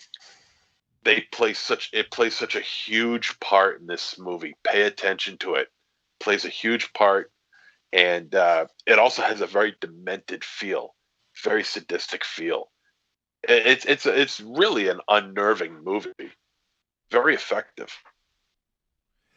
Yeah, and So you kind of made a point about, kind of rehashing, and it got to the point where if they had rehashed something one more time, it was going to be monotonous to me. But I feel like they hit the perfect balance on that and then switch things up, if you know what I mean. Yeah. Exactly what you mean. Yeah, and because I was kind of like, again?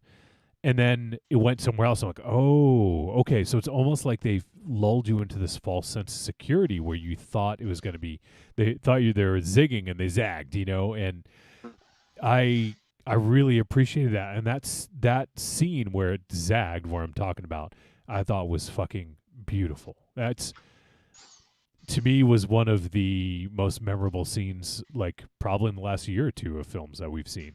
When she goes into the house and we see that the shadow puppet show during her walk. Yeah.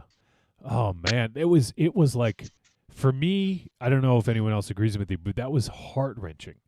Seeing that play out on like this puppet show, these shadow puppets, was fucking heart-wrenching because it played out a lot of what was going on in the movie right in front of you, and I thought it was just a beautiful way of showing it. And I love the way they had the puppets, like even with the backgrounds with the rain and like the lightning and like the shadows and everything. It just was so well done. Like that to me is one of the coolest scenes that I can remember seeing in a while.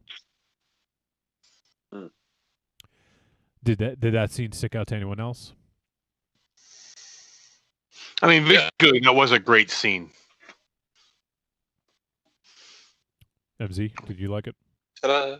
Oh, yeah. No, I dug it. It changed things up a little bit, but also kept the story. It kept it within the story. So yeah, it's interesting. It's different. It's so different. Yeah, I can't even really explain it. At least that scene anyway. But it is so different. Rave Shadow? There's a moment where it defies the gimmick, where then it kind of finds it's kind of gets its footing, so to speak. Where it, like some said, it lulls you in. We're here. This is the kind of thing, but then this is kind of where they go, and this is not a long picture, hour and a half, no, 90 minutes. Yeah. It's not a long picture. But it reels you in, but then does its own thing. Well, I mean, that was the scene that kind of brought it back around to the beginning, that made the beginning make sense. Yeah. Right. Yeah. Yeah, there was, and the interesting thing about the sort of different, like the Tobias centric scenes versus the Ellen ones is just sort of their perception of their relationship. I thought was really interesting because, as we said with Raven Shadow, you didn't like the way Tobias reacted in his scenes, I guess we'll call them. That I genuinely think is his subconscious at play based on the trauma that has been established, and he may resent her. I'm not sure of all the feelings that would go through his mind, but that's definitely something that's going on. And in those, he sort of abandons her, right? Like, and in her, in the Ellen-centric scene, he abandons her too. Like it's like, it's right. Just kind of an interesting way of looking at it, of how this trauma can affect you if you don't fucking deal with it, right? And I would even take a page out of your book, Johnny, where as I'm getting frustrated trying to piece things together, Marion was dropping some science early on. I'm like, yeah, that's exactly what I'm fucking thinking. Yeah. About their relationship and things like that. And I was fucking getting pissed off at the fucking underpants. Out of my fucking mind with the underpants. Why? I couldn't fucking listen. Because he slept in a tent in his underpants? Always in the underpants. It just showed, once again, it's dream logic, and it just shows the urgency. It's true. Like, And then I ain't camping anymore. There's fucking ticks in the woods. I got a house. Jesus Christ. I ain't going with Aries. We used to cook bacon and fucking. Then we went camping Aries, and we fucking set up tent in the fucking woods, and I got fucking poison ivy, and we tried to cook bacon on the fire, and it was gray bacon. That was a weird night. So I ain't camping no more. But is what I'm trying to say. But when I did go camping, I would have all my gear next to my thing, my wallet, my keys would be in the bag. Yeah, but you're a little neurotic. I have a lot of fucking neurotic. All right, well, I wasn't going to say that, but okay. If you want to say it, go for it. But if I had to run, and Aries wasn't in my tent, I want to have. That's what I'm trying to say. So you wouldn't run out in your underpants? Would be in my underpants. I'd have a box of briefs at least. Not tiny ones. Those are underpants. Those are underpants still. Sexy, right? So trying to think of how we can kind of reconcile everything that's going on here. But I guess we'll talk about the end. The end, for me, was perfect. It was perfect. Like, it didn't need any more. It didn't need any less. It's this, like, it was just so poignant, I thought, And, obviously I'm sure they had a lot more to do after that to kind of work through some things. But that was, for me, just a fucking perfect ending. And it just really wrapped things up. And I was just like, man, like, this movie, it hit me, And also, this is sort of like, we talked about it last week with The Dark and the Wicked, but, and we did some of these movies the end of last year, but there's, whether it was intentional, I'm not sure when this was filmed, but there's a lot of movies about isolation.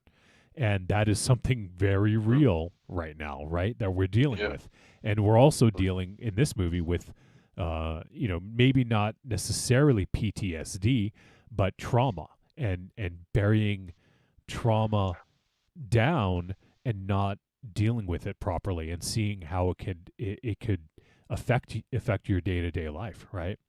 And your relationships and everything. So this, I just thought that this was such, like, if someone had told me the premise of this movie ahead of time, told me exactly what was going to happen, like, I'd probably this movie's probably not going to be that good. But this really fucking worked. And for me, the end was just, as I said, just perfect. Yeah. Go ahead, MZ. Yep. Yeah, no, I agree. I really don't know how you could end it really any other way that at least I would have been satisfied with.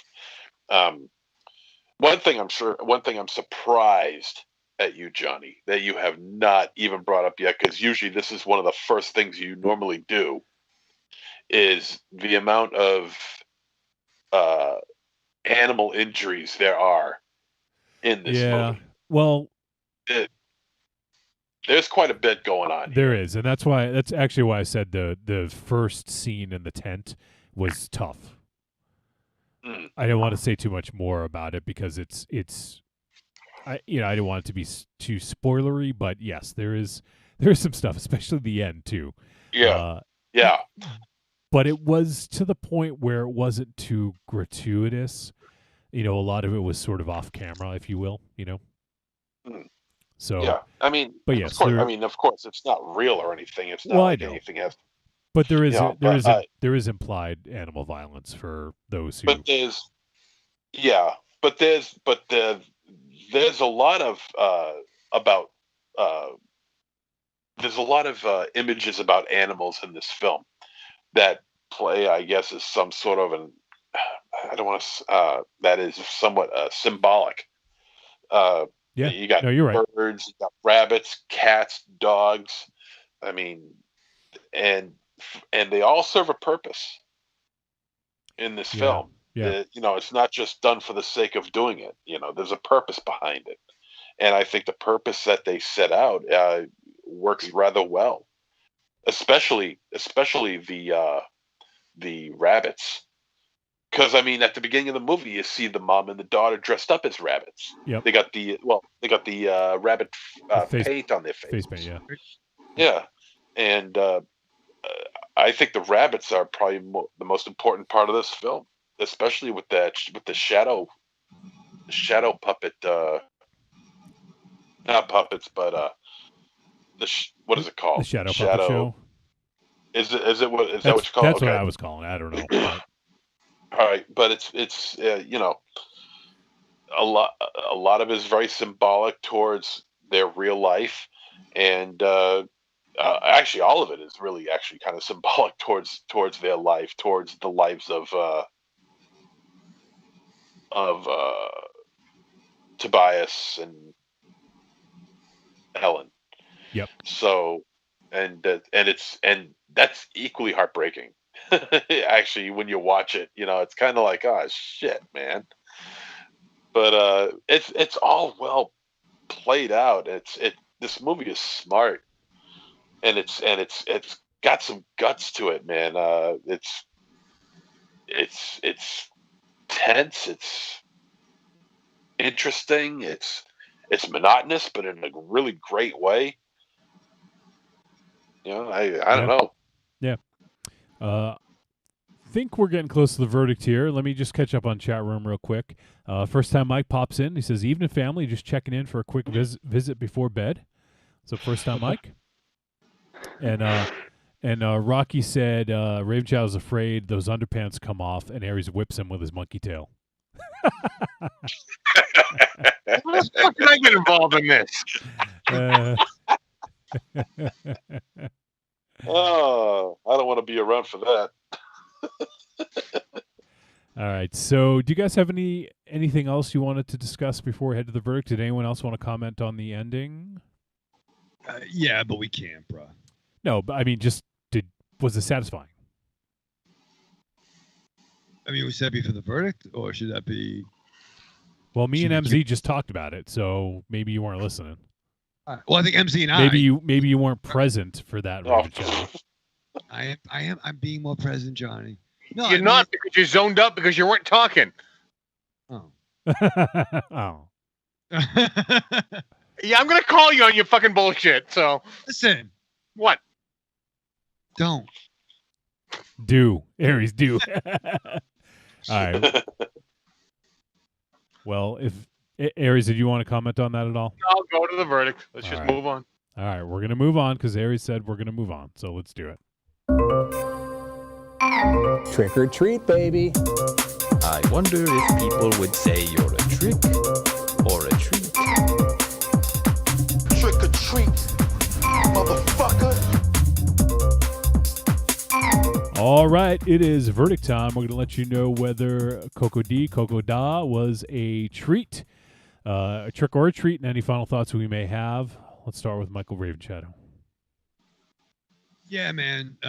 If I think we did a decent job of tiptoeing around this picture, there's still a lot of shit we haven't even fucking talked about.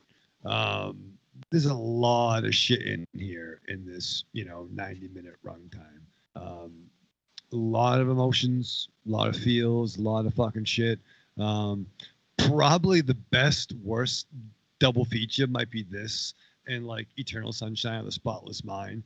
If you really want to fucking take a bottle and the whole fucking of the Razapam and whiskey and just fucking make it end. But don't do that. Yeah, no, the ending, and actually watching the picture, I forgot the gimmick until it was like, oh, okay, I wasn't even thinking about it. But no, I was remarkably satisfied with the ending. Definitely a dark fairy tale. I want to say more. Marianne dropped some great science on this. There's a great EF Contentment review he posted that I agree with a lot of stuff he wrote. This is a very dark fairy tale, and it hit me a lot. So don't think if you heard this discussion, you know the full story, because I don't feel you do. There's plenty more to unpack in this picture than we discussed, and I kind of miss the days of the spoiler music, because I think this would be dope. But if you want to get to a spoiler conversation, I recommend the Discord chat, which we do a spoiler forum there for that type of discussion. So maybe you might see me, Marion, maybe if EF Contentment's in the back, pop in over the course next couple of days and see what happens. But until then, I gotta say, this is a fucking a treat, man. Treat. All right, let's kick it on over to MZ. You guys were talking about the Babadook and Groundhog Day. I would also throw in Funny Games, and I would also throw in Grimm's Fairy Tale. Yeah, those are good ones. On top of that. And it's really at times it can be really intense flick. It almost chokes you with the atmosphere of this film. It's just breathtaking. I think the performances here were really, really good. I think we really haven't talked too much about our three antagonists. The ringleader, I guess you could call him that, is quite disturbing because he's so jovial in what he's doing, while the other two are much more serious. He comes off very creepy, enjoying his job. The atmosphere involved, the performances, the score is just nightmarish. And it's constant need to replay over and over again with minute little differences here and there to throw to make it interesting. I loved it. It was fantastic. So yeah, Koko-Di Koko-Da, life goes on, but not for everybody in this movie. And actually, it's Coco Day. Got to remember that. And man, it's just a this movie chokes you, and it's a nightmare. It really is. It's so well put together. This is a treat, no question. All right, let's get Aries' thoughts on Koko-Di Koko-Da. All right, so it only took 2 movies in for me to disagree with all my podcasting partners here. This movie did some things okay, but overall, this was a miss with a lot of things. What should have been a heart-wrenching scene with the daughter dying, I felt no emotion. Like, I you know what? 2 parents with standing over their dying child, there was little to no emotion from them. Like, I felt absolutely nothing. Like, I got zero feeling that child was dead at the end of that scene. As far as the protagonists in this movie, they were very one-dimensional. Very little sense of dread out of them. The leader of them should have been over the top manic and was just barely, squeezing out a grin when necessary. The female was only there. She was nothing. It was unnecessary. The male, only one scene did I see him really portray his brutish strength. Very, very misuse of those characters. Was it the one where he jumped on somebody? Yes, I loved that. There should have been more of that. That was what you wanted out of him. There was just, they dropped the ball with them. The Groundhog Day aspect of it, I wasn't clear whether they knew it or not, whether they were conscious of it or it was a subconscious thing, and I did like that aspect of it. The revealing of the scene further back as they reset and kind of dove into the characters a little more. That was interesting.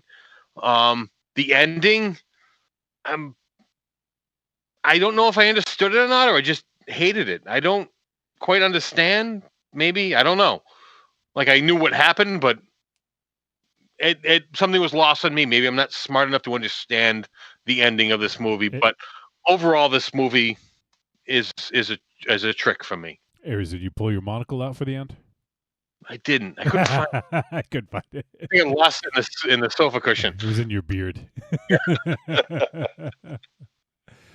All right. So for me, if it wasn't clear, while talking about the main discussion, I really fucking love this movie, and I think it does it plays things so subtly in some respects, and MZ was right about the tension. Like there's a lot of tension being built in here, and I liked the way they used the gimmick, so to speak. And as I mentioned earlier, it felt like it was close to being overused, but then they went in a different direction, and then it wasn't. And that kind of like lulled me into a false sense of security, and I was surprised by what they did with it. And it's, in essence, they created their own mythology in a 90-minute movie and made a dark fairy tale that was hugely successful for me. I gotta give huge credit to the director Johannes Nyholm. I don't know if I'm checking right now. He did one other. He's done a lot of shorts, and I think he has one other feature called The Giant that he did in 2016. But I'm like definitely interested to see what this dude is gonna do, because I just really loved so much about this movie. It's so subtle. I'm even gonna go so far as to say I definitely agree with the Babadook similarities in some sense. I think this was better than the Babadook. For me, it wasn't as scary. I'll admit that it wasn't as scary as the Babadook in some cases. A lot of people think the Babadook's one of the scariest movies I've seen, but I think that the way this handles grief, I think that this is almost a universal concept, because so many of us just bury shit down and don't deal with it, and then then it affects us on a day-to-day basis. And in this case, we see this couple, we see how it affects them. Like this couple that seemingly had like such a happy life with the daughter, and then we see 3 years later and what happened to them because they repressed this grief and this trauma without dealing with it. And it comes through in very interesting ways. And that's why, and we can talk about it off air, but that's why the ending for me was so perfect, Aries, because that's all they needed was what happened, like that can help to bridge the gap and to solve some issues. I think they were so caught up in their own grief that they were they were kind of ignoring each other, So I just think that I think it's a beautiful movie. I really fucking love this movie, and I'm so glad that we did it. And, this may not be on a lot of people's radars, but it should be. So it is available for sure. I know it's on Prime Video, but it could be available on other VOD sites as well. So definitely give Koko-Di Koko-Da a look, because for me, this is a huge treat. We're already 2 movies into we're already 2 into the year, and this is my number 1. I don't know how long it'll stay there, but I really love this movie, and it just creates such a cool atmosphere. It's got such a, like, as I was saying, like, creates its own mythology. And, I don't want to say too much more than that, but especially the music box and how integral some of the imagery was about that. And also that puppet show was just, for me, the coup de grace. Like, that was like such an amazing scene, the one towards the end, and just how it encapsulated a lot of what they were going through. Just, I thought it was beautiful filmmaking. So I love this. People should check out Koko-Di Koko-Da or Da. I'm not sure exactly how you say it, but definitely give it a look. And even the music, I think MZ pointed out, obviously they wrote kind of like a nursery rhyme style song, which I thought was really effective, and I was humming the next day. It's actually a real nursery rhyme. Is it really? Yeah. Yeah. It's the rooster's dead. It's almost like it's we did some research last night as well. It's almost like pocket full of posies, ashes, we all fall down. It's along the lines of like the rooster's dead, the girl can't fucking sing. The whole fucking thing. Yeah, I should have actually looked that up. It's so it is a Swedish nursery rhyme. Yeah, let me actually. I'm curious now to see. Because what prompted it was almost like cock-a-doodle-doo, right?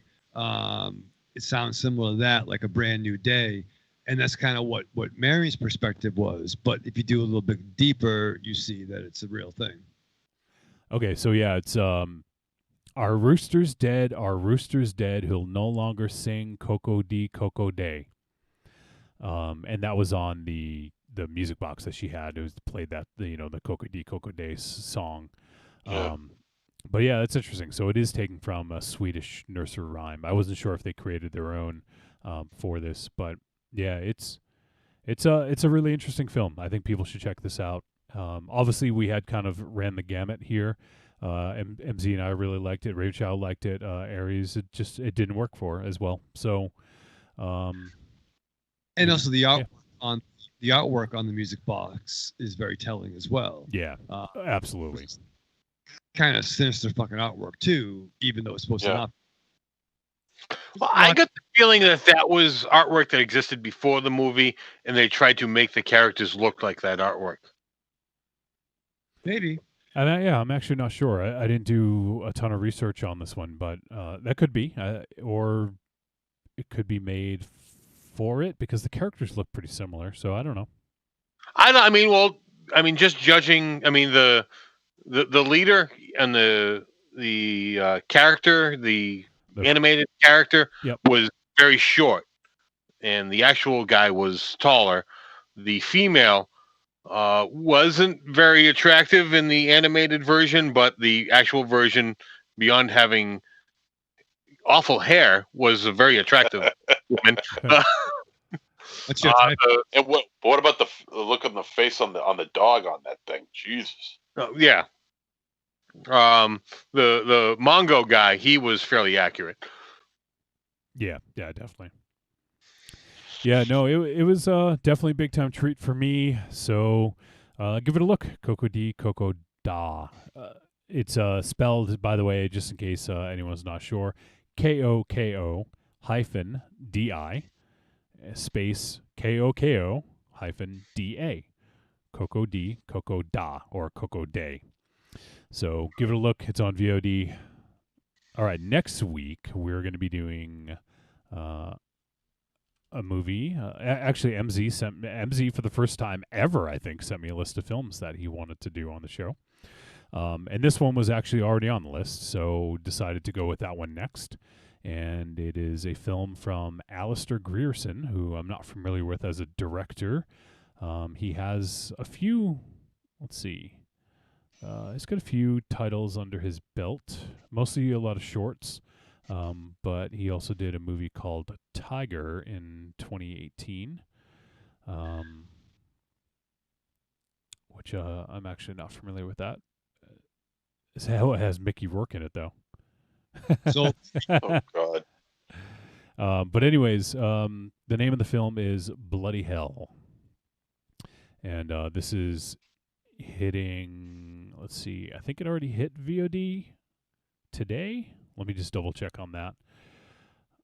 And yeah, Bloody Hell hit VOD today. So it's available. It's out there if you guys want to check it out. Synopsis: a man with a mysterious past flees the country to escape his own personal hell, only to arrive somewhere much, much worse. Shit.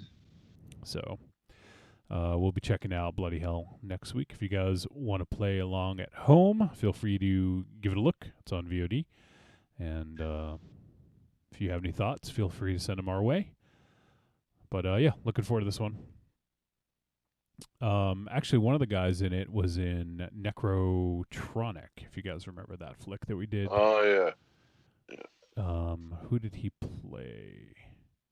Oh, he was the lead. So the lead from Necrotronic, I believe it was the lead. Yeah, I think it was. So he's in this film, Bloody Hell. So Ben O'Toole is the name of the actor. So we'll be checking that out. And then after that, the next week, after that, we're going to be doing Psycho Goreman. I can't fucking wait for that. If you guys I don't know if you guys are following Psycho Goreman on social media, but posting a lot of like really funny pictures, and the trailer looks fucking amazing. So I can't wait for that one. But until then, we'll be next week, Bloody Hell we'll be doing. All right, so let's see. We got a couple voice messages here. We actually did get some during the show, so let me go ahead and pull these up. First up, we are going to hear from our boy Arkham Josh. Hey, Trick or Treat Radio guys, it's Arkham Josh here. Just giving my call in, out walking the dog, getting some fresh air. So last week's film, The Dark and the Wicked. I enjoyed this film. I thought it looked great. I thought it had an interesting story, a fantastic cast, and some good effects. Although I will say I agree with you guys that I do not think it completely works. I did think it did get a little bit clunky towards the end, and that I think maybe a little bit more exposition, or even maybe some more visuals peppered throughout to kind of give us a better idea of what was going on would have been useful. So I'm going to give The Dark and the Wicked a tepid treat, and tell people that, you know, if they're into the kind of slow burny, you know, slow creeping evil films, to check it out. And that if it pops up on like a streaming service you have, definitely give it a watch. But I don't know. I don't know if I can recommend people just run out to see it. It was fantastic to hear Mike call in. I think his explanation of some things did give it some insight. May have even made me like it a little bit more than I had. So that was great. So again, tepid treat and a mild recommend. This week's film, Koko-Di Koko-Da. So this one also, it looks really good. The acting's good. It didn't work for me. I don't know. It just seemed to be one of those things where people constantly did things that didn't make sense. And I don't know. With trying not to give anything away, so much of the repetition seemed to hinge on how the husband reacted to the events and what his actions were. And that would make sense if he had reacted poorly to certain events earlier in the film, but when certain events earlier in the film happened, he seemed to be fairly proactive and, like, you know, kind of moving to action or making recommendations. So his lack of action that things seemed to hinge on later on didn't seem to make a lot of sense. I don't know. I really feel that there might be a cultural disconnect here. I'm completely unfamiliar with the song used throughout, and so that might play into it. You know, it was even brought up in discussion with Steph that these characters in the woods, for all we know, they are from some sort of folk tale that we are not familiar with. There might be some significance to those specific characters that I am just not getting. So overall, I'm just going to have to say trick and not a recommend, because it did nothing for me. Yeah. All right. So I hope everything's going well for you guys. I hope all you guys are doing good. And I don't know. I look forward to seeing what you're choosing for next week. And I'll talk to you guys soon, all right? Have a good one. Bye. All right, Josh. Thanks for calling in, buddy, and always love to hear your thoughts on film. Seemed like he pretty much agreed with us on Dark and the Wicked, and this one didn't work for him as well. It's kind of more on Aries' side of things. I think this. What? Oh no, I was just gonna say he's a very smart man. What are you laughing at, Rim Shadow? He said moron. That was kind of funny. Oh, I didn't mean it. Opposed to less on. Really? How old are you? Yeah. Younger than you. Grow up. No, because you said it and you made a face, so I thought you were getting pissy over that. Jeez. And are you drunk? no, that was. I thought it was funny. Sorry. You better be. Jesus Christ. Yeah, so obviously Koko-Di Koko-Da didn't work as well for him. The thing about it, once again, we'll get into some slight spoiler territory, which I don't really want to get into, but I feel, I guess the best way of putting it is dream logic. That's sort of, because we can't control what we do in our dreams, and sometimes we do things that we wouldn't normally do in real life. It's because of these repressed emotions that we have, and they may manifest in interesting ways, You know, I was just going to say, ahead, sorry, I don't mean to cut you off, but I just remembered something, because they do, who was it, Tobias? He does mention Freddy Krueger in the movie. And this is long before anything like this happened. Oh, that's true. Happened. Yeah. Right. So there is that connect. But I mean, what Josh I think is, I don't mean to speak for him. I'm not pulling a Raven Shadow. Pulling a Raven Shadow. What his reactions early on don't necessarily reflect what his actions should be later on with the knowledge he should have or proceeds to have. All right. Yeah. So I mean, I don't want to keep going on because we already talked about the movie, but yeah, I think that and there could be some cultural stuff that we're just not getting, like Josh had said. But for me, it totally worked, and I also feel that a lot of what the issues that people had to me were kind of dream logic. So that's why they made sense to me. But to each their own. No one's right or wrong. It's just the way you interpret it when you watch it. So that's what matters. No. I'm right. All right. He'll sleep better knowing this. Just let him be. And the half a bottle of whiskey he drinks a night. Being right is like melatonin to Aries, right?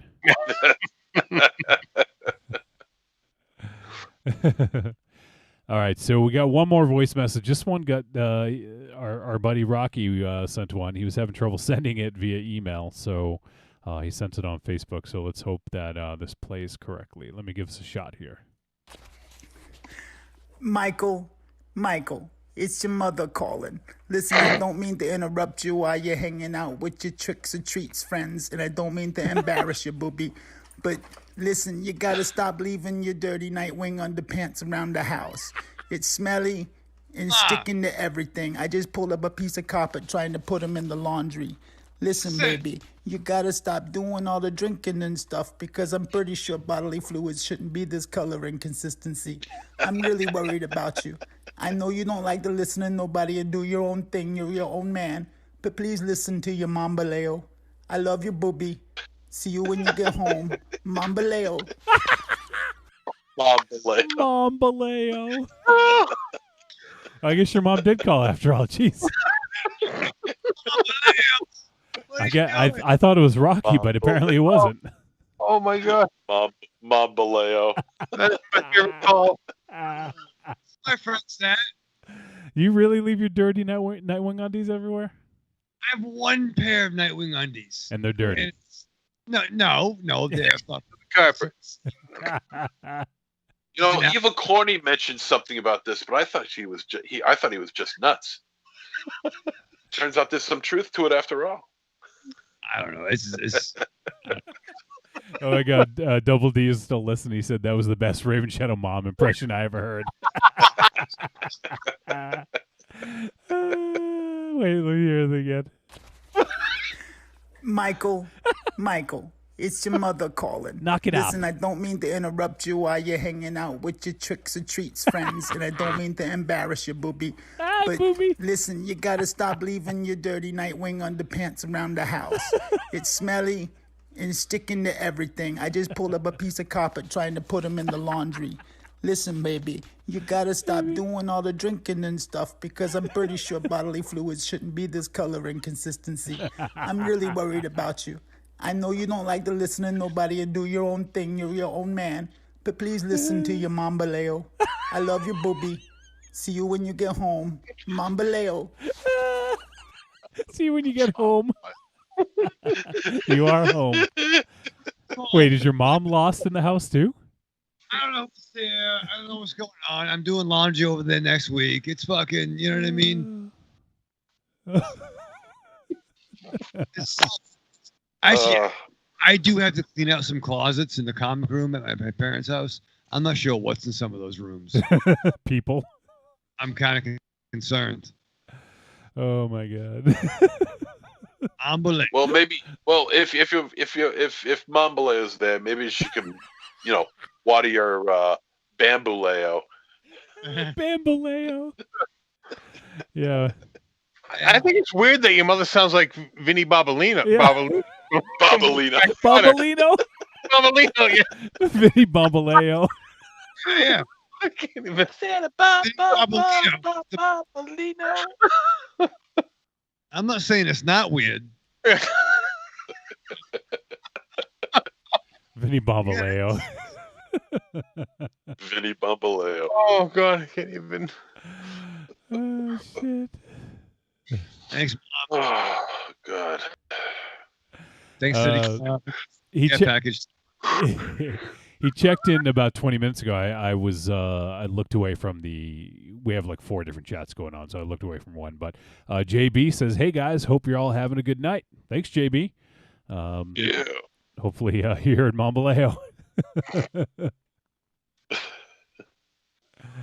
And don't forget to check out Two Guys, One Crypt. All kinds of fucking crazy fucking commotion going on over there. Corny says, "I almost had an asthma attack laughing." Mambaleo. From now on, I want Tim from Melbourne, instead of saying Mambaleo, I want him to say Mambaleo.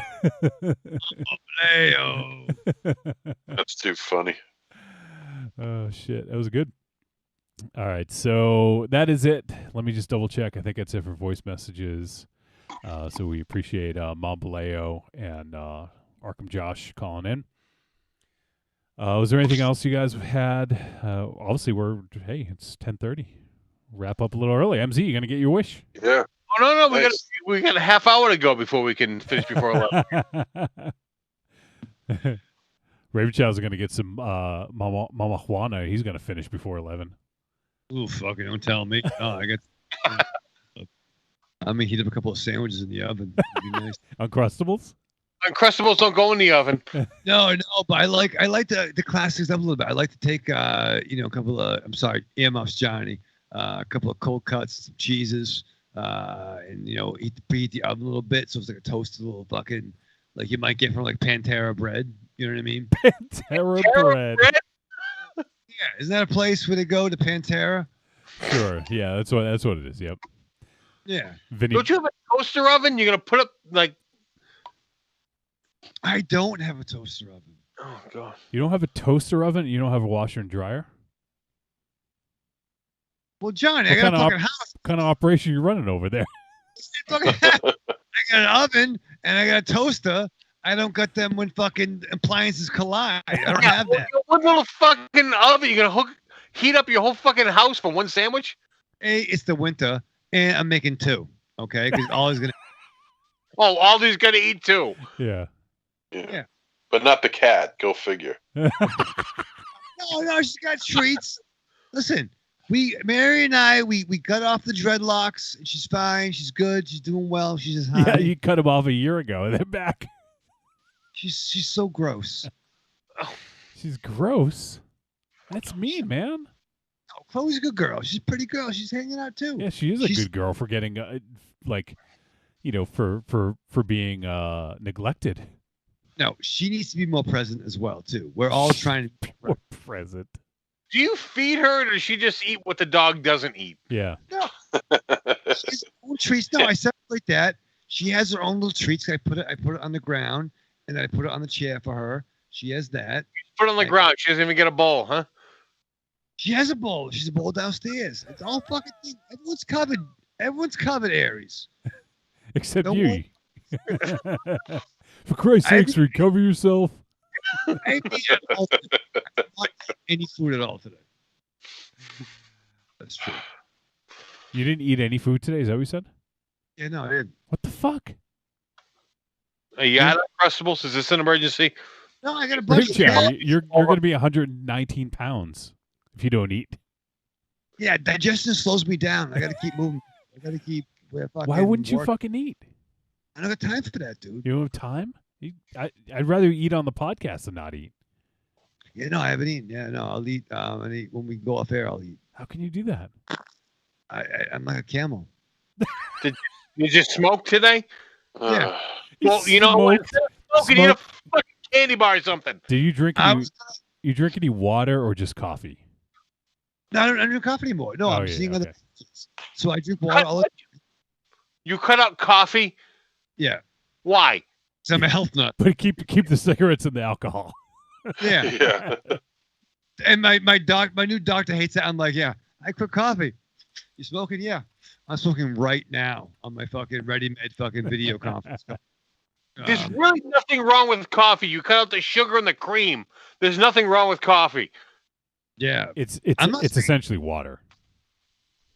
Well, so is fucking beer, man. It's like flour soda. Flour soda. It really isn't. Yeah, what's in flowers? Hops. Jesus Christ. There's like 5 calories in a cup of coffee. Yeah, caffeine's bad for you. Yeah, if you have like 10 of them. I was drinking like 10 in the morning. And... Brave chat of moderation. Do you know the definition? No. All right, fair enough. All right, well. It's flawed. I'm not saying it's a fucking... I'm being more present, Johnny. And I'm thankful. JB says, I'm like a camel. I love JB so much. Double D says, Raven Shadow, I got 2 Hot Pockets, a bottle of Boone's, and a shot of Mamawana with your name on it. Come over. Ooh. He's speaking your language. I got a passport, brother. Let's make it happen. If he could figure out how to buy a plane ticket, he'd be there. Yeah. Yeah. You're going to risk right. Raven Shadow risk the pandemic for that. I think, no, I was talking Double D. I think the DR has it under control. They are much better than I'm sure, yeah, everyone has it under control compared to us. Well, not under control, but more under control than us. Yeah. Slightly more better. Slightly more better, yes. All right, well, I think that's going to do it. We got nothing else to talk about. We've exhausted Raven Shadow's lack of moderation. Oh, come on, we could ramble on all night. I know we could. And it would piss off MZ, so. That is true. Maybe we should go another hour. He was yawning at 15 minutes in. Yep. So. Maybe we'll talk about the San Diego chicken for about an hour. Fuck that shit. It's an action figure for him. You do need an action figure of the San Diego chicken, MZ. You know this, right? Why? I don't have a gun. You need they need to make a transformer of the fucking San Diego chicken, so you have to get it. Ugh. It switches from the San Diego chicken to Will Smith. Or Chris Pratt, whichever one. You are so fucking fucked up, man. What if it was Martin Lawrence? Would that be acceptable? No. He's like the bottom of the barrel of your acceptability. Yeah, no, because he's like the worst that you can accept. Ugh, Martin Lawrence, God. Martin. Damn. Which is lower, Will Smith or Martin Lawrence? Will Smith. Will Smith. Yeah, Will I know Smith? that. Oh, I don't know. He's because he wouldn't watch a movie with Will Smith. Yeah, but well, I mean, Will Smith is just a bigger star, so I didn't know if that was why he spoke of him more. Can you differentiate, MZ? Do you hate Will Smith or Chris Pratt more, or are they both the same? We talked about this before. I forget. I put Will Smith more. You hate him more. Yeah. Okay. Yeah. Have you ever seen Parks and Rec, that show? I caught one episode. Oh, Chris Pratt's fucking awesome in it. So that's why Yeah, I'll always like Chris Pratt because of that show. Everyone is genius in that show. Yeah. Especially I Aries. like- I mean, Nick Offerman. Yeah. He's the only guy I do like. He's the only guy I do like is Nick Offerman He's fucking awesome in it. because he's got that face and it's just so funny. Rob Lowe is fucking awesome in it too. You're a big fan of Rob Lowe, right, MZ? I guess I am. I don't know. I never gave it much thought. I like sex videos. Yeah, he likes celebrity sex videos, so yes, he does. Yeah, but not that sex video. All right, enough about sex videos. Time to end the show. So, all right, let's go around and say our goodbyes, starting with MZ. Arrivederci, douchebags. Aries. God bless Will Smith and goodbye. Raven Shadow. Live fast, love hard, survive with your mask on. God bless Chris Pratt and Martin Lawrence. Big up. Big ups, Black Knight. Your chicken in the house. The San Diego chicken. Oh, Big man. ups. Imagine a Reese's Snipes. Reese's Snipes? Yeah. I don't know. Trying something new. Imagine a Last Supper style dinner with MZ, San Diego chicken, Will Smith, Chris Pratt, Martin Lawrence. The San Diego chicken would be the one that's pointing over on the side like this. To find a few more people he hates and have that done. Yeah, we need someone to draw that. Holy shit. I think we'd have Monster Judas. They get Matt Haley in the back. Who else does MZ hate? I hate all of you right now. Yeah, it will be. We can all be in that one. All right. Well, that is going to do it. So appreciate everyone who tuned in for the live show. We had a good turnout. Some old faces, some old friends.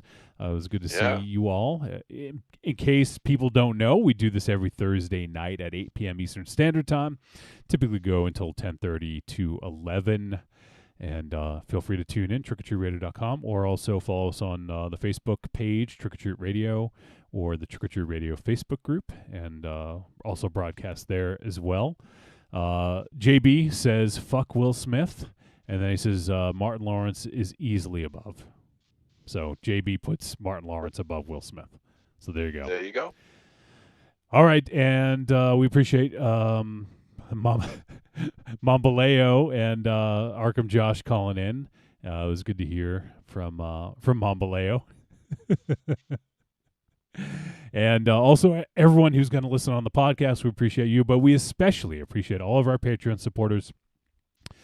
Thank you for keeping the show running. And next week, once again, we will be doing the film Bloody Hell. It is available on VOD. If you guys want to play along at home, feel free. But that will do it. So we appreciate everyone. Everyone stay safe out there. I know there's a lot of crazy shit going on. Be safe. And we'll see you next week.